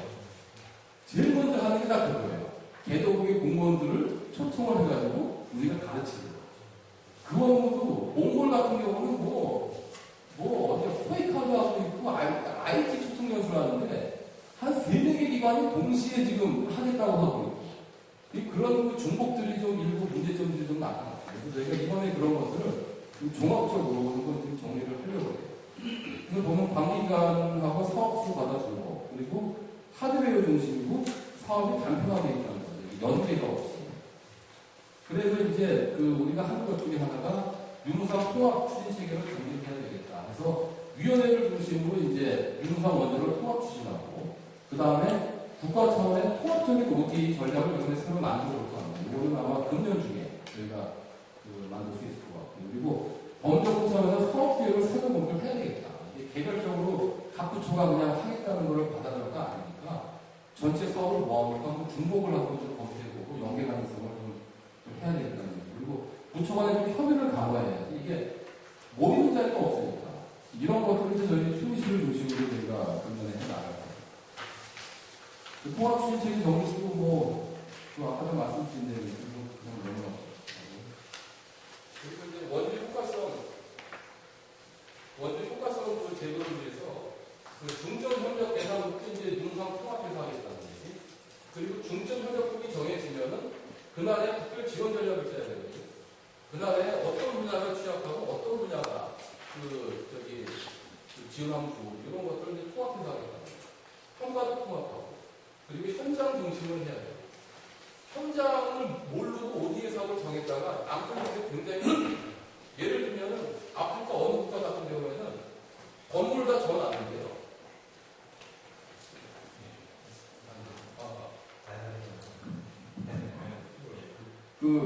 건물을 전 안 돼요. 건물 진 다음에 전기가 안 들어와요. 전기가 없어요. 왜냐 아프리카 같은 경우는 지금 사실 가장 큰 문제가 물 문제랑 전력인데 아프리카 수도에도 이게 전력이 끊길 정도의 전력 상황이 안 되는데 약간 외곽에 예를 들어 어떤 건물을 주잖아요. 그러면 전기를 거기까지 끊어야 되는 문제가 있잖아요. 그게 어렵대요. 그게 물론 사업할 때는 얘기하겠죠. 그 정부에서 우리가 전력 문제와 물 문제 우리가 책임을 지겠다. 너희 건물만 좀 더 달라고 해서 돈을 쌓고 있으면 전력이 안 되고 물이 안 되니까 전업들이 운영이 안 되는 그런 경우도 자주 발생하고 있어요. 그러니까 그 사람들 말을 다 이룰 수가 없다는 그런 분들도 있어요. 그리고 특히 EDCF 같은 경우는 그 나라의 수원국의 주무기가 재무부인데 그 재무부를 하는 데서 재무부 같은 데 다른 쪽이나 사업 요청을 하도 안 됐어요. 한국에서 EDCF 준다고 하니까 거기 사업들 내려오잖아요. 사업을 낼 거 안 됐어요. 그 조정을 재무부가 할 수가 없어요. 똑같은 병렬적인 부처가 어떻게 조정을 해요? 그러니까 어떤 경우에는 우리나라의 사업 요청을 하면서 접수 순서대로 그냥 우선순위를 해서 주는 경우도 있대요. A부에서 제일 먼저 접수했다 이게 6%. 그러니까 굉장히 열악한 거예요. 사업을 한다는 게 굉장히 어렵습니다. 어떤 사업을 하냐. 그 사람들만은 100% 누릴 수가 없어요. 그래서 제가 항상 얘기하는데 우리나라에서 ODA를 하려면 그 나라 정부를 보고 하는 게 아니라 그 나라 국민을 보고 한다. 어떤 사업은 국민들한테 수혜가 있는가. 직접적으로. 이런 것들을 우리가 직접적으로 검토하지 않으면 ODA라고 하는 것이 사실 성공하기가 쉽지가 않습니다. 일반적으로 OECD 그리고 이제 민간기업과 NGO 그리고 홍보 전문인력 같은 경우 하나 말씀을 드리면 지금 사실 ODA 쪽에 관심이 굉장히 좀 많아지고 있는 것은 맞는 것 같고 국제대학원 같은 데서 이렇게 ODA 쪽을 많이 하고 있는데 이게 사실 이 수요처가 별로 없어요. 그러니까 ODA를 공부해서 취직할 수 있는 데가 사실 별로 많지가 않기 때문에 이게 사실 가장 좀 문제가 되는데 ODA 쪽의 하나의 장점이 뭐냐? ODA는 청년들도 할 수 있지만 이 정년퇴직자들을 유용하게 활용할 수 있는 분야가 바로 ODA. 왜냐하면 ODA는 분야가 없어요. 보건 분야 ODA도 있죠. 네? 그리고 또 뭐가 있어요? 다양한 분야, 경제, 물 분야도 우리가 환경 분야, 보건 분야, 모든 분야에 대해서 우리가 ODA를 하고 있기 때문에 이 퇴직한 경험이 많으신 분들이 ODA 교육을 받아서 이 수원국의 전문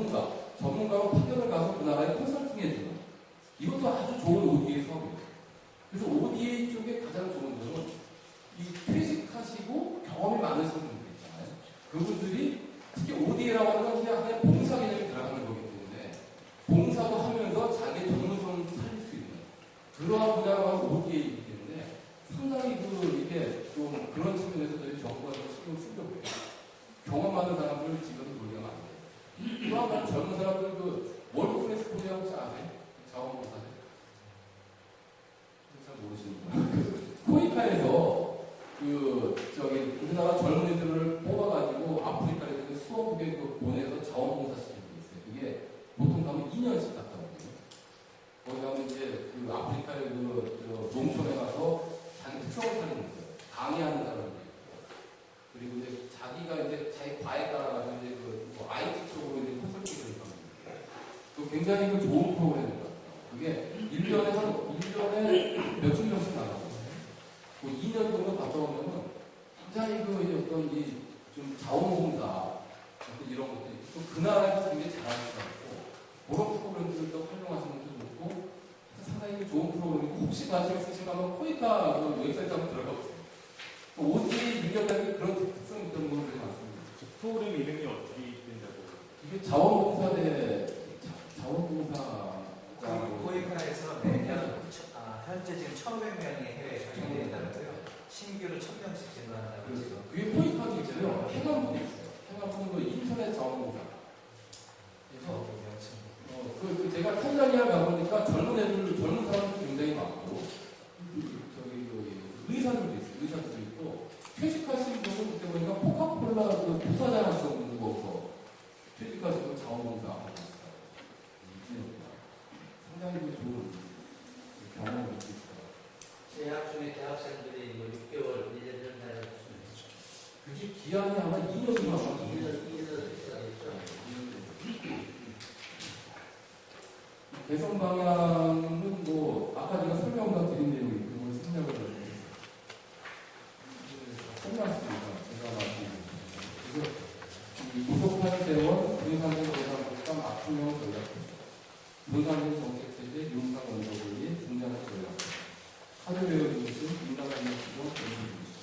이게 현재 문제라는 건데 이런 것들을 저희 총수해서 일단은 여기 나와 있는 것처럼 이렇게 이제 제가 계속 해당이 되는 것이고 이제 ODA가 적어도 수업국에 희망을 주고 국제사회에서 모범을 보이고 국민들한테 좀 자긍심을 줄 수 있는 이런 형태의 ODA를 저희가 좀 만들어가야 되지 않느냐 그런 말씀을 마지막으로 드리면서 제가 드릴 말씀 이걸 마치고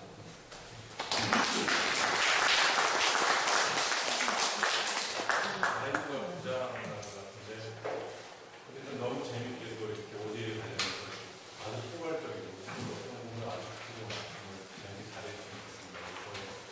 그래서 궁금하신 게 있으시면 여기다가 질문을 해주시면 되지 않을까 싶습니다. 혹시 궁금하신 분 있으면 아무거나 좋으니까 물어보시면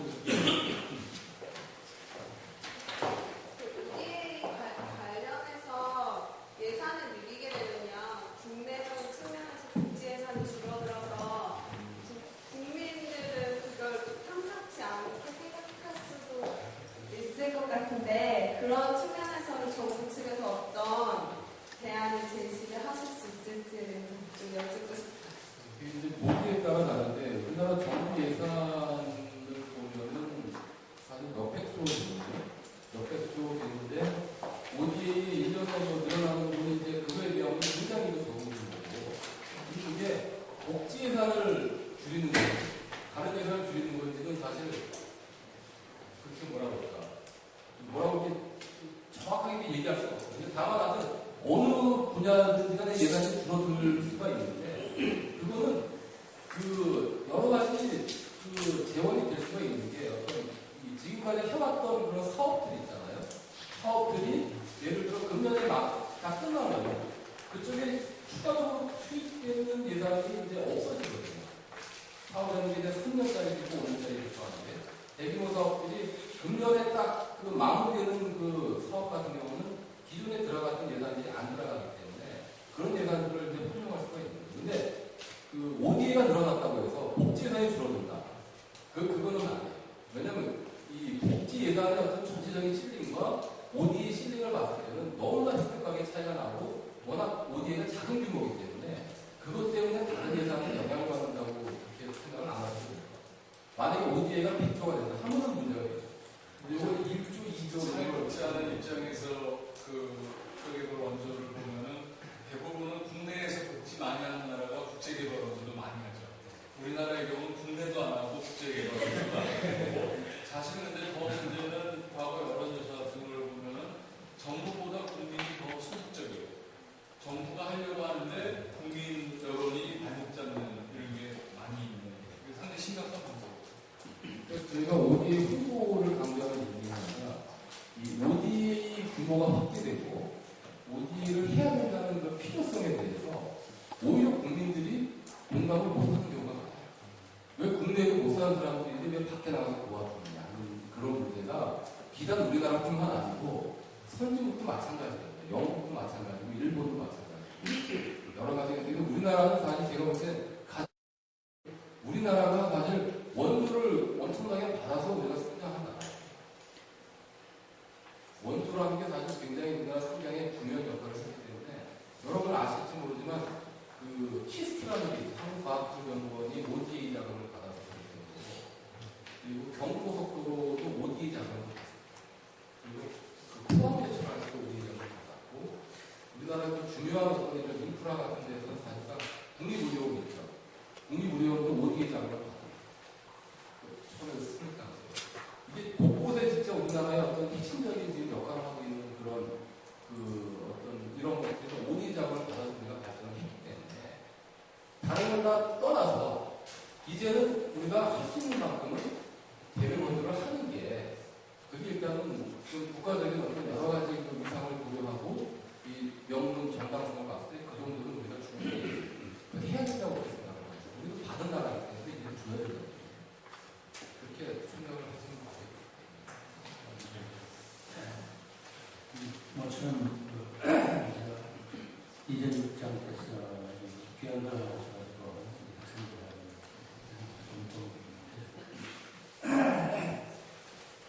지금 그 말씀하시는 거니까 이게 지금 그 기회라든가 필요성이라든가 또 우리가 해야 될 일에 대해서 정확하게 보고 계시는데 우리가 지금 유례없이 그 원조를 갖고 나라에서 원조를 할 수 있는 국가가 된 거 우리한테 큰 기회고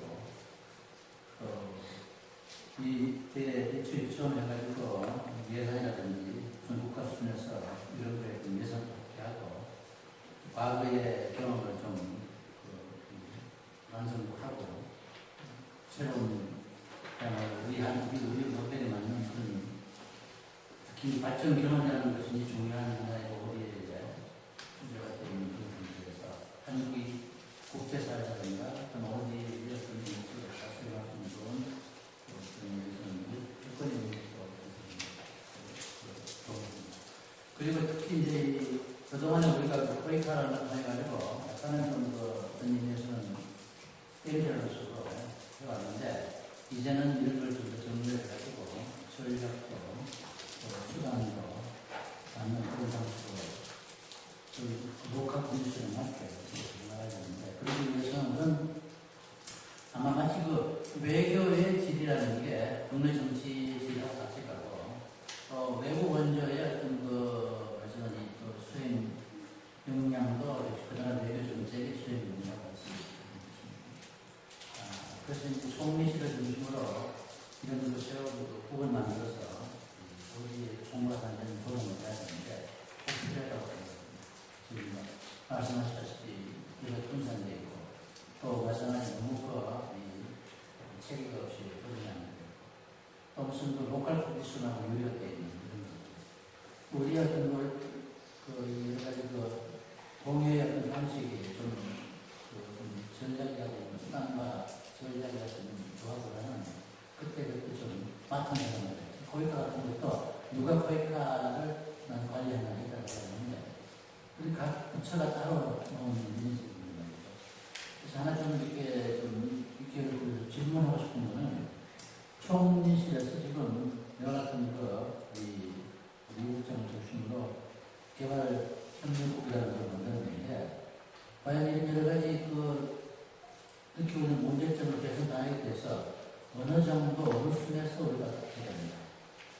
과연 우리가 이런 어떤 그 기회를 잘 활용해가지고 우리가 원하는가, 목적하는가에 잘 수행하기 적합한 그런 시절 우리의 어떤 그 ODA에 대한 이런 정책과 어떤 저희가 어느 정도로 지금 잘 이해하고 싶고 잘 되고 있다고 보시는지 또 어떤 방식으로 우리가 얼마만큼 이제 할 수 있다는지 스스로 지금 그 춤을 담당하시는 분들 보기에 자신감이라고 할까 전략적으로 이 기회에 사실은 우리가 먼저 받아온 그이 경제적 풍성, 나쁜 점, 좋은 점 다 그렇고 또 식민주의의 과거에 어떤 면에서 이렇게 시달리면서도 지금까지 발전을 보면서 다른 나라한테 같이 우리가 베풀어주고 같이 공동으로 그럴 수는 많은데 그렇게 해서 우리 체제가 지금 어디까지 바뀌어야 되는지 이게 총리실에 국장 수준에서 할 경우에 지금 그 돈 가지고 있는 기업이라든지 또 이제 지금까지 하던 조이카의 사업과 이거 해가지고 어떻게 할 것인지 하면 올라가지고 그 이제 아주 전반적인 이런 우리가 연구 같은 거 다른 나라 일본, 미국, 이주에 하나하나가 다 그 원조의 그 나라의 특성과 우리 박혀있거든요. 그런 걸 좀 잘 사례 연구를 해가지고 하려면은 연구실을 갔어야 되고 자도 있어야 되고. 근데 지금 보니까 어느 대학과 어느 연구소가 다 지금 뭐냐면 우리도 오해야 하겠다. 그런데 다 거기에 어디 작동의 예상을 누가 먹느냐 하는 거에 대한 파악이 것으로 되지. 이런 것들 국가 차원에서 관리해가지고 적재적소에 우리같이 연구수의 분담과 그 필요에 맞는 걸 할 수 있는 이런 것도 과연 우리나라의 것이 우리나라 대학체제라든가 우리나라의 정치적 정체제에서 과연 어떻게 보는가 그게 우리한테 큰 하나의 문제인데 좀 목표가 일단은 일단 대학 연구와 관련된 것을 먼저 말씀드릴게요. 실제 보면은 아시아는 모르겠지만 이 아프리카는 이게 국별 연구가 잘 안 돼 있어요. 그러니까 잘 모르잖아요. 그 나라가 어떤 나라인지 잘 모르는데 그거를 좀 이렇게 최대한 우리나라에 있는 국내 자원을 좀 활용을 하면 그나마 괜찮을 수가 있는 게 뭐냐면 그 대학이든지 연구소는 이제 주로 이론책 중심으로 주로 이제 책을 통해서 많이 그 내용을 아는데 실제로 아까 전에 말씀드렸듯이 그 자원봉사대라든지 그 현재 NGO도 있잖아요. 우리나라 사람들이 그 현지에 가서 활동하는 NGO.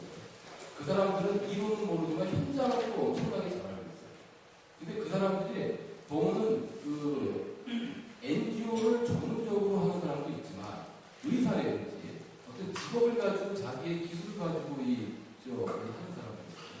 그 제가 항상 좀 아쉬운 것 중에 하나가 어떤 대학과 연구소의 이론 그리고 그 사람들의 어떤 현장 경험을 좀 이렇게 플러스를 시키면 상당히 좋은 알찬 그런 그 내용들이 많이 나오고 있을 것 같아요. 근데 지금은 전혀 분리가 되어 있잖아요. NGO들은 그 대학이든지 연구소에서 얘기하는 것들은 저보다 그 현실을 모르고 하는 얘기가 이렇게 얘기하고 있고 또 대학이라고 하는 사람들은 너희가 가지고 있는 경험이 한정되지 않았느냐. 근데 그게 서로 그럴 게 아니라 그걸 한번 플러스를 한번 시켜보세요. 그 아시아 연구소에서 보면은 그쪽에 그 원하시는 어떤 연구 분야에 현장에서 굉장히 오랫동안 이 NGO, ODA 활동을 했던 분들 얘기를 한번 들어보시면은 아마 훨씬 이게 좀 지적으로 뭔가 달라지는 그런 부분들이 좀 나올 수 있지 않을까 생각되고요. 두 번째, 저희 TBC에서 이제 지금 아까 지금 말씀을 되게 잘해주셨는데 기재부랑 외교부가 지금 예산을 가지고 총리실을 지금 뭐 할 거냐. 일단 저희가 제일 처음 하는 게 뭐냐면은 지금 그 한국형 ODA 모델을 좀 나누고 있어요. 이제 한국형이란 말을 보통 안 쓰죠. 이게 굉장히 상대방이 볼 때 굉장히 거부감을 갖는다는 게 ODA 선진화 모델 이런 데 얘기하는데 유무상 통합되는 전략을 지금 만들고 있고 이 ODA 전략에 필요한 아까 그 중점 지원국이 유무상 따로 돼 있는 거를 저희가 통합적으로 지금 그거를 숲에서 지금 만들고 있어요. 뺄 거 빼고 또 한 가지는 평가도 이제 개별적으로 이 유무상 따로 하는 걸 이번에 통합 평가를 해가지고 금년에 3개 사업을 제가 잡았어요. ODA 평가를. 첫 번째가 새마을. 아까 제가 말씀드렸듯이 ODA 쪽에 지금 그 세계적으로 뜨는 브랜드가 새마을입니다.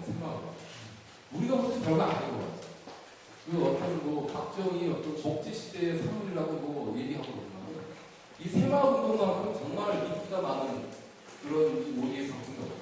한국에 할 수 있다. 그렇기 때문에 지금 모든 기관들이 이걸 하려고 하고 있어요. 그래서 저희가 그걸 테마로 잡아서 이번에 평가를 하고 있고. 그리고 또 하나 이제 캄보디아가 이제 중점 협력국인데 여기서 유무상이 통합적으로 지금 들어가는 그 시기를 저희가 지금 보고 평가를 같이 하고 또 한 가지는 아까 말씀드렸듯이 전체적인 어떤 이 ODA 사업 전체를 검토해가지고 중복 사업을 저희가 걸어낸다는 거죠. 그 연계할 수 있는 연계하고 중복 사업들은 잘라내는 그런 역할을 하고 하여튼 통합할 수 있는 거는 우리가 뭐든지 합니다. 그래서 그 소리 아까 얘기했듯이 그 총리가 위원장이 그 국제개발협력위원회 기재부 외교부나 그 장관실과 위원회 그 툴을 통해서 저희가 그 작업을 그게 바로 또 저희 총리실 ODA의 존재 이유이기 때문에 그래서 저희가 일단은 그 기관을 통합할 수는 없지만 연계해가지고 저희가 나갈 수 있는 그런 방안을 정부가 하고 있다. 여기 구상하시는 위원회 최고 저희가 총리가 예, 총리. 그리고 이거 아마 대통령께도 이제 보고를 드려야죠. 그 의견.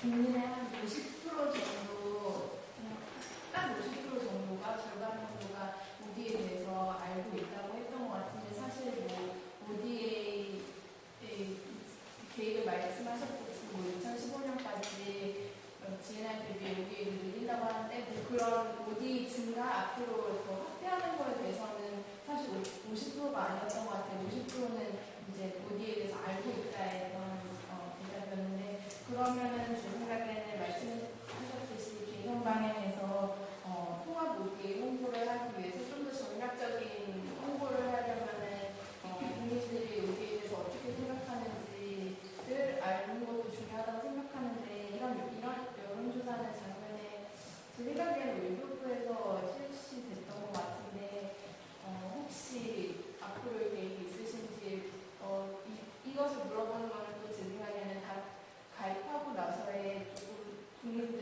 인식의 변화가 있을 수도 있다고 생각하기 때문에 여쭤보는 거고요. 두 번째는 아까 잠깐 말씀하셨던 것 같은데 올해는 한국 원조가 유산이 50%를 넘을 것 같다고 말씀하셨는데 왜 이런 변화가 있는지 궁금합니다. 첫 번째 홍보 문제는 사실 저희가 좀 중장기적으로 연구를 하려고 해요.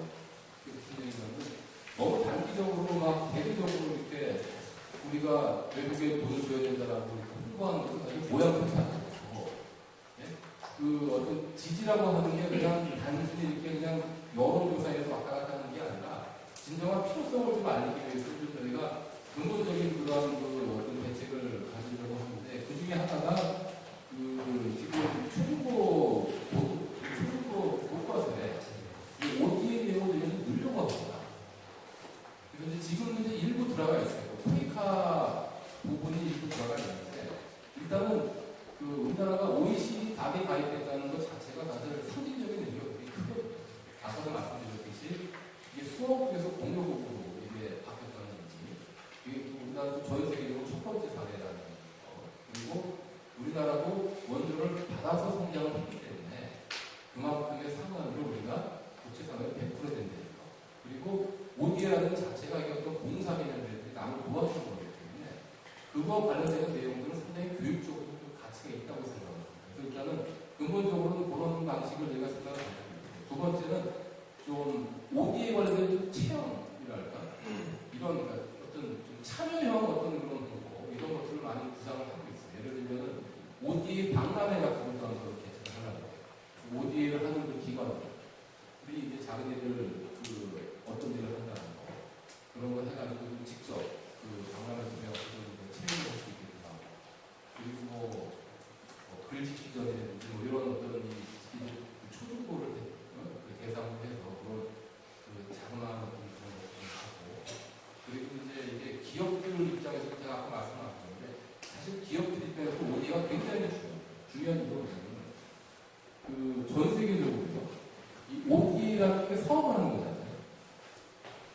뭐 저주고 도와주는 거기 때문에 이게 조달 시장이 엄청나게 이게 천억불입니다. 1년에. 천억불이면 100조가 넘는 1년에 100조가 넘는 그런 공사가 나온다고 생각하십니다.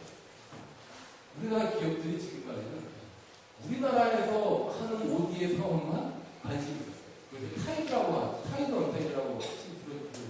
그러니까 타이드라고 하는 거는 우리나라가 베트남에 병원을 건립해 주면서 그 시공 사례든지 설계사를 다 우리나라 사람으로 이렇게 하는 그런 조건으로 나가는 게 타이드고, 언타이드라고 하는 거는 그냥 공개경제 입찰을 통해서 가장 가격이 싸게 부른 사람을 채택하는 게 이제 언타이드인데, 우리나라 기업들은 우리나라의 타이드 원조에만 의존을 해가지고 했는데 이제는 그러지 말라는 겁니다. 1,000억불짜리 조달 시장을 놔두고 왜 자꾸 한국도만 이거 하느냐. 이게 물론 당장 할 수 있는 일은 아니죠. 다만 관심을 갖고 있으면은 굉장히 우리나라 입장에서도 좋은 그런 아이템이 될 수가 있고, 미국의 IT 업체들도 지금 그 세계은행이라든지 이런 그 국제금융기구에서 하는 ODA 사업에 굉장히 관심이 많아요. 이거는 첫 번째 좋은 게 뭐냐. 돈을 떼일 일이 없어요. 확실한 거예요. 공사를 한다면 돈을 떼일 일도 없고 너무나 신사적으로 하는 거예요. 내 걸 하는 게 아니에요. 굉장히 좋은 점이 많기 때문에. 그래서 이제 저희가 뭐 홍보 아까 말씀하셨지만 그 정부에서도 그걸 자꾸 하려고 해요. 그런 ODA 정보를 자꾸 기업에 주려고 해요. 너희들 이제는 자꾸 그 우리나라 뭐 트레이드만 이러지 말고 이제는 당당하게 좀 국제 사회를 경쟁할 수 있는 위치가 되니까. 근데 그것도 이제 ODA 쪽에 그렇게 되면은 결국 그게 또 인력 수요로서 이게 좀 이어질 수가 있어요. 기업들이 ODA에 대해서 관심을 갖게 되면은 그게 관련되는 체력, 그게 이제 인력보다 관련되는 문제라고 해요. 그리고 뭐 기타 뭐 코에카라든지 ECF 하는 뭐 현장 체험이라든지 뭐 이런 것들이 있는데, 하여튼 아까 제가 말씀드리신 거는 그 문제에 저희가 중장기적으로 좀 접근하려고 해요. 두 번째도 아까 유상이 왜 많아지냐, 그건 굉장히 중요한 걸 질문하셨는데, 가장 큰 이유가 유상을 기획재정부가 나와요. 무상은 외교부가 하기 때문에 그런 문제가 많습니다. 그거를 조정하는 게 중요해요. 앞으로는 이제 그게 적정한 어떤 유무상 비율을 우리가 정해서 그걸 조정을 해야 되는 거죠. 그게 없기 때문에 그런 문제가 발생합니다. 저는 그게 관련된 질문인데요. 저는 정부가 조금 이제 문제가 있다고 좀 보는데, 제가 두 가지 사례를 보면, 저는 코이카에서 그 복지사업 관계로 이제 아프리카 몇 나라를 가봤어요.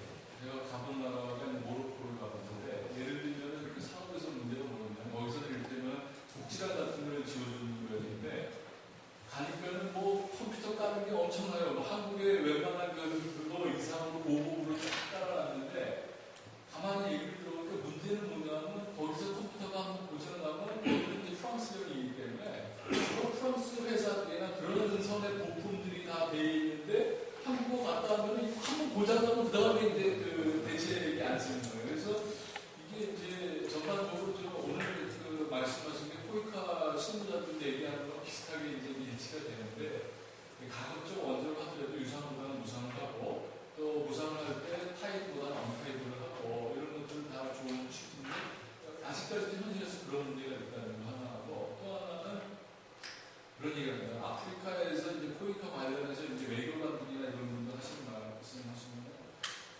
이명박 정부 들어와서 자원외교 얘기하면서 할 일이 다 끊겼다. 그러니까 자원이 있는 나라는 할 일이 생기는데, 진짜 원래 취지로 했던 나라들은 이들 그 자원외교와 이렇게 밀접한 뭔가를 하지 않으면 정부의 지원을 받기가 어렵다, 이런 얘기를 하거든요. 그래서 저는 양적으로 확대를 하는 거는 아마 이제 국제기구에서 약속서 회고에서 갈 것 같은데, 진짜 지금까지 식으로 유상을 강조하거나 타이드를 강조하거나 하는 거는 지금 정부의 그 성격상 혹은 그 기재부라는 그 고래가 여전히 유상을 잡고 있는 한, 이게 과연 난 극복될까? 사실 좀 회의가 많거든요. 그런 말씀을 드립니다. 네.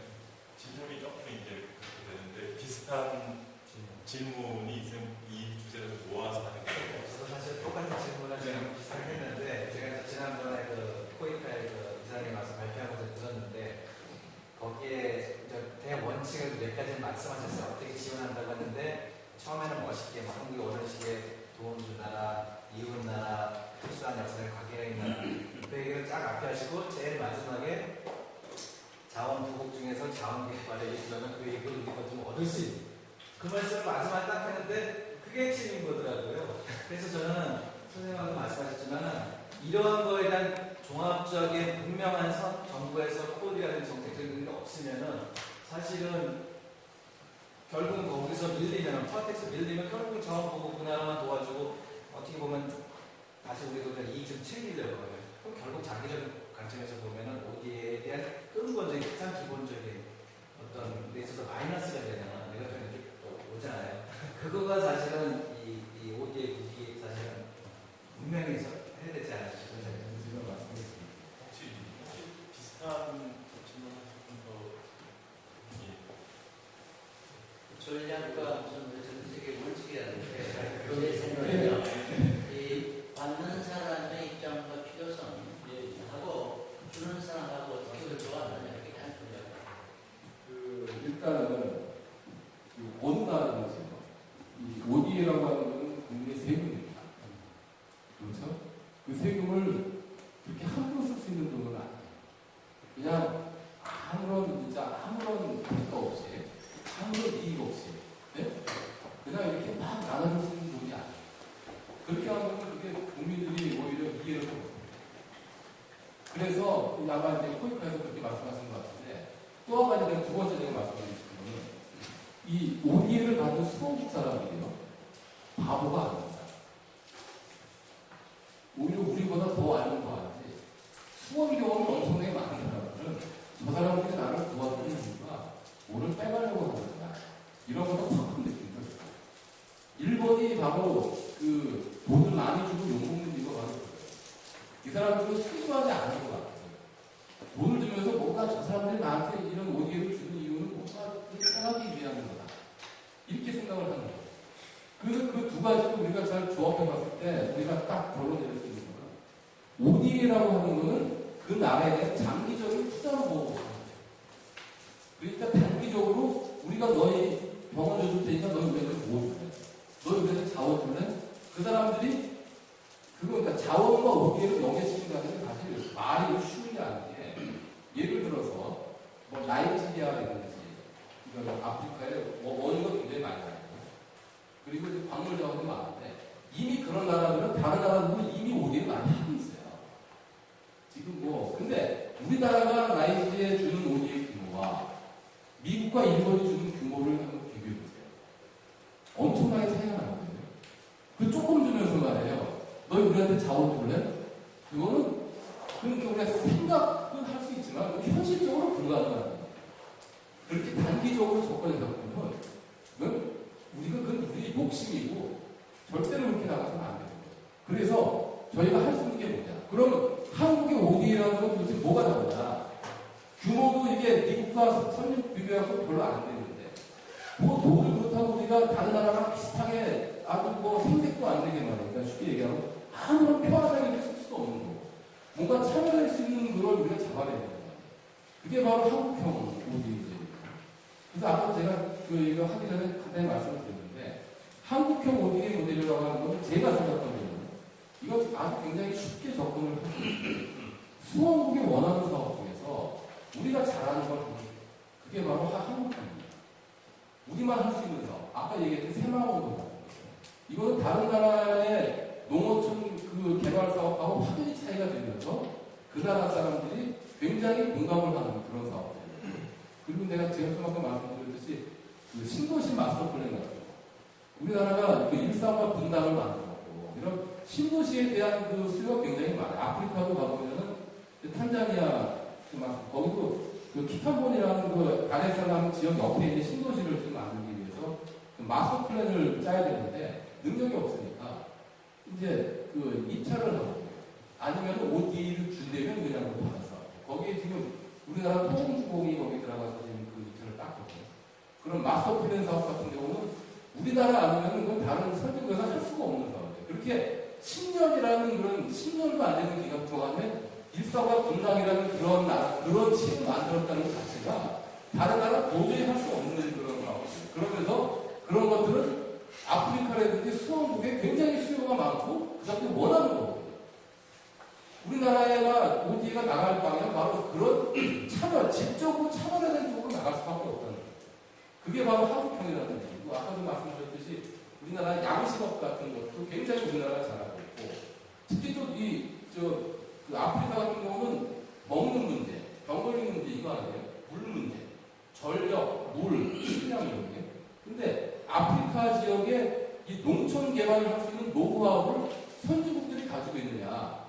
그 사람들 가지고 있지는 않아요. 그 사람들은 대규모 농을 했고 이미 농업이라고 하는 것은 이미 기계화가 되고 산업화가 됐기 때문에 그 사람들한테 직접 전수할 수 있는 그런 기술이 없는데 우리나라는 아직도 그런 걸 가지고 있어요.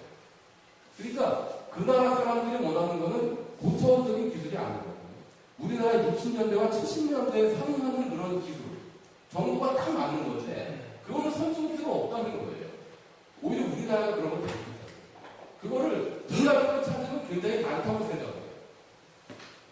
그렇죠? 모든 분야에서 우리가 뭘 잘했다. 오늘 어제 신문 보니까 미네소타 프로젝트, 우리나라 옛날에 서울대학 의사들이 이제 미네소타 가서 1, 2년 했던 게 굉장히 효과가 컸다는 거 같아요. 그래서 그걸 하겠다고 지금 예를 들어 아프리카에서 의사를 이제 불러서 한다는 거 같아요. 그런 것들은 우리나라만 할 수가 있는 거예요. 우리나라만 경험이 있기 때문에. 보건 분야, 환경 분야, 예? 그리고 산업 에너지 분야, 기타 뭐 여러 가지 농업 분야도 있고 굉장히 많잖아요. 거기서 우리나라가 그런 잘할 수 있는 그런 이 지식을 한번 모아보자는 거죠. 모아서 수원국이 원하는 거, 그 중에서 원하는 거, 그거를 매칭을 시켜주면은 그거만큼 좋은 게 어딨습니까? 그게 우리가 잘할 수 있는 거기 때문에 효과적이고, 우리가 잘할 수 있는 거기 때문에 쉽게 할 수 있고, 또 수원국 입장에서는 굉장히 효과가 크고, 그리고 선진국과 차별되고, 우리가 나갈 수 있는 OD의 방향이 그거고, 그러면서 지원 과정에서 우리가 이거를 해줄 테니까 너희 뭐 줄래? 절대 그건 안 되잖아요. 그렇게 나가갖고는 그거는 돈을 안 주는 거랑 똑같아요. 그래서 지원을 할 때는 일단 인도주의적으로 나가야 되는 거예요. 그 사람이라는 게 다 똑같지 않습니까? 순수하게 그 사람이 계속 자기를 도와주면 그 사람이 마음이 동해가지고 그 사람을 상대방을 챙겨주는 그런 형태로 나가야 되는 거예요. 우리나라의 우리라고 어떤 흑심을 가지고 적도를 해가지고 얼마 안 되는 돈 말이에요. 예? 특히 이제 아시죠? 우리가 유상과 무상의 가장 큰 차이는 유상은 액수가 굉장히 커요. 보통 한 프로젝트당 보통 500억 이상 되거든요.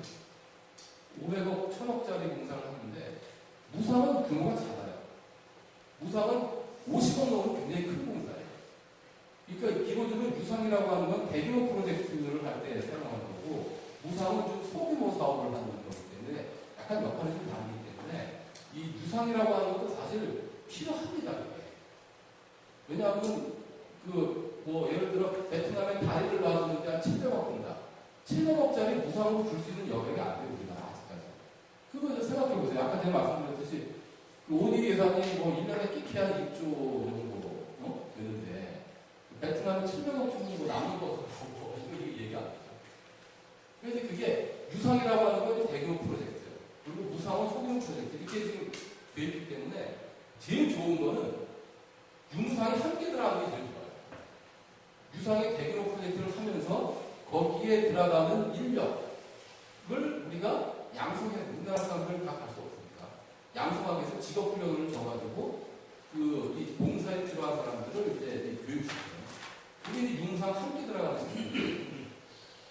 그런 형태가 제일 바람직하고 그리고 지원할 때는 순수한 정말 인도주의적으로 순수하게 지원을 해야지 그렇지 않고서 자꾸 자원을 자꾸 연계시킨다는 것은 그거는 아까 말씀 그 사람들이 바보가 아니에요. 다 알거든요. 그 사람들 아프리카 사람들이요 그렇게 바보가 절대 아니었어요. 우리가 생각하는 그런 사람들은 아니고 받아본 경험이 엄청나게 많기 때문에 우리보다 한 단계 더 위에 있으면 위에지 밑에 있지 않아요.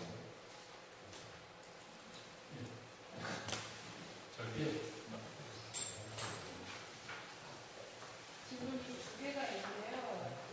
하나는 아까 한국적으로 말씀하셨잖아요. 근데 그게 기존 협력 분야 지금 선정되어 있는 게 8개인가 있는 걸로 알고 있는데 8개? 예. 8개? 어디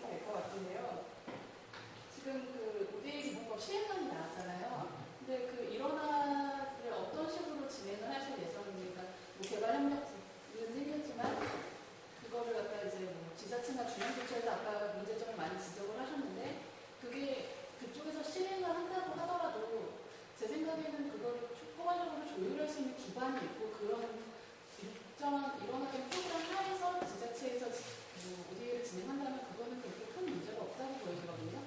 그래서 그 일어나 나가는 구체적으로 어떤 제도적으로 기반을 마련하실 예정인지 그거 문구상이거나. 예, 유무상이요. 저희가 한 10여 분 정도 시간이 있는데 질문을 하시는 분이 있고요. 그다음에 여기에서 저는 간단한 질문인데, 아까 중국을 말씀하시면서 중국의 OECD 가입에 사실은 가입할 수 있음에도 불구하고 선택에 의해서 가입하지 않은 걸로 말씀하는데, 맞아. 가입할 수 있습니까? 가입을 할 수 없나요? 아니요, 그거는요. 일단은 OECD 가입에 가입을 하기 위해서는 OECD에 가입을 해야 돼요. 근데 중국이 아직 OECD 가입을 안 했고, 그리고 그게 OECD 이 가입의 기준이 여러 가지가 있기 때문에 누가 예단할 수가 없지만 아마 그렇게 쉽지는 않을 것 같아요. 근데 아까 설명하시기를 OECD 가입에 가입하는 여러 가지 의무가 발생하기 때문에 가입에 가입을 하는 의무적으로 ODA를 할 때 보통 여러 가지 기준을 지켜주는 그런 의무가 있습니다. 그런 기준을 중국에 안에 가입할 수 있음에도 불구하고 가입하지 않았다면 전 사실 그게 궁금했어요. 왜냐하면 사실 미국 쪽에서도 중국의 ODA 규모에 대해서 굉장히 관심이 많다고요. 그래서 거기에 대해서 연구하는 학자들도 있고 그래서 그런 부분 저는 가입할 수 있음에도 불구하고 가입하지 아까 제가 말씀드린 제가 좀 오해할 만한 말씀드린 거 그런 건 아니고 중국은 저도 뭐 간단한 질문인데요. 그 국제 논의 동향 아까 말씀해 주시면서 국제 논의 동향 이제 공공 부문에 있어서의 그 자원 확보가 부족하다 보니까 민간 부문을 갖다가 뽑아내야 된다. 그리고 기업들도 ODA에 직접 참여하게 한다. 근데 기업이라는 거 자체의 원래 목적 자체가 언제나 이윤이기 때문에 뭔가 좀 상충하는 부분이 있을 것 같은데요. 그 부분에 대한 어떤 식의 논의들이 있어서 그게 가능한가? 그리고 국내에 있어서의 어떤 그런 기업들이 참여하는 사례들이 지금 있나? 그게 그냥 그런 게 있어요. 일단은 기업하고 정부의 제가 질문 까먹은 것 같아요.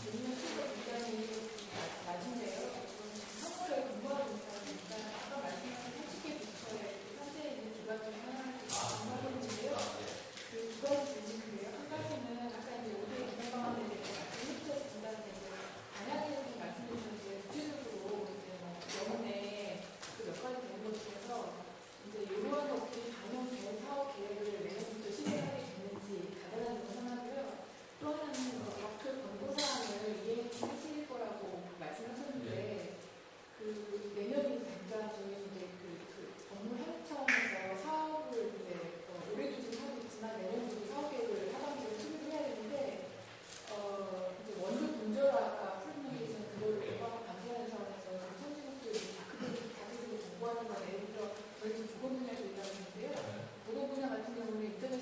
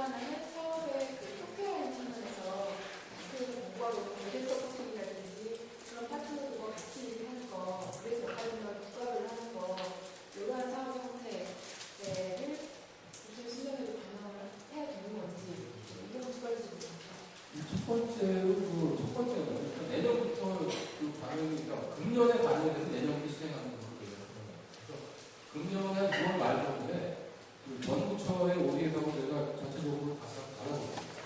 내년도 다음 공복 이런 것도 저희가 검토를 할 거고요. 두 번째 부지성 버팅 현금을 지원하는 것 같아요. 그거 이제 원조 공유국 간의 회의하는 그 말씀하시는 그 원조 공유국 간의 회의하는 거는 그거는 일단은 저희가 적극적으로 참여를 하라고 이렇게 얘기를 할 거고요. 근데 국제기구에 현금을 내는 거는 당연한 거지만 양자 원조에서 현금 내는 거는 저희 조금 바람직하지 않다고 생각합니다. 지금 선진국들이 보면은 이 현금으로 이제 ODA를 주면서 그 나라에서 너희가 좋은 데로 써라. 그러면서 이제 현금 집행 나오면서 이제 모니터링을 하는 이게 특히 이제 아프리카 가면은 이 선진국들이 이제 그 사업을 하면서 상당히 효과를 많이 가지고 있어요. 그렇게 하는 게 정말 먼저라고 생각하고 있는데 그건 제가 볼 때는 그 방법은 우리나라는 아니에요. 규모도 작은 나라에 현금 주고요. 모니터링이 더 힘들어요.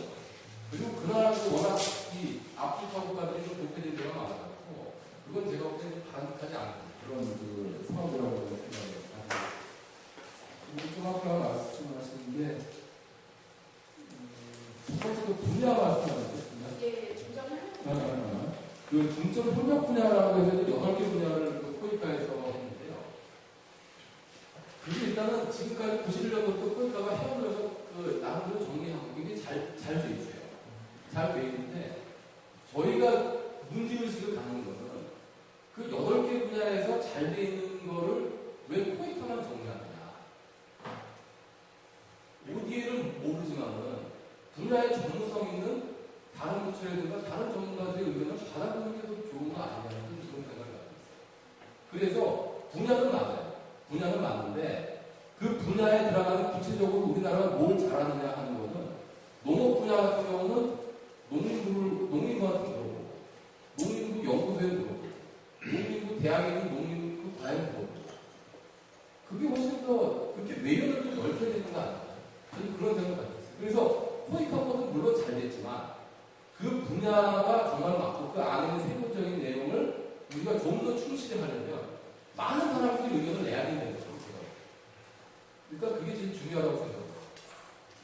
그러니까 그렇게 생각하고 아까 KSP 말씀도 하셨는데 KSP가 사실 굉장히 좋은 사업이에요. 그게 정말 수요가 많은 사업이에요. 외국 사람들이 한국 대통령, 한국 총리 만나면 너희 나라는 어떻게 경제 발전했는지 알고 싶다.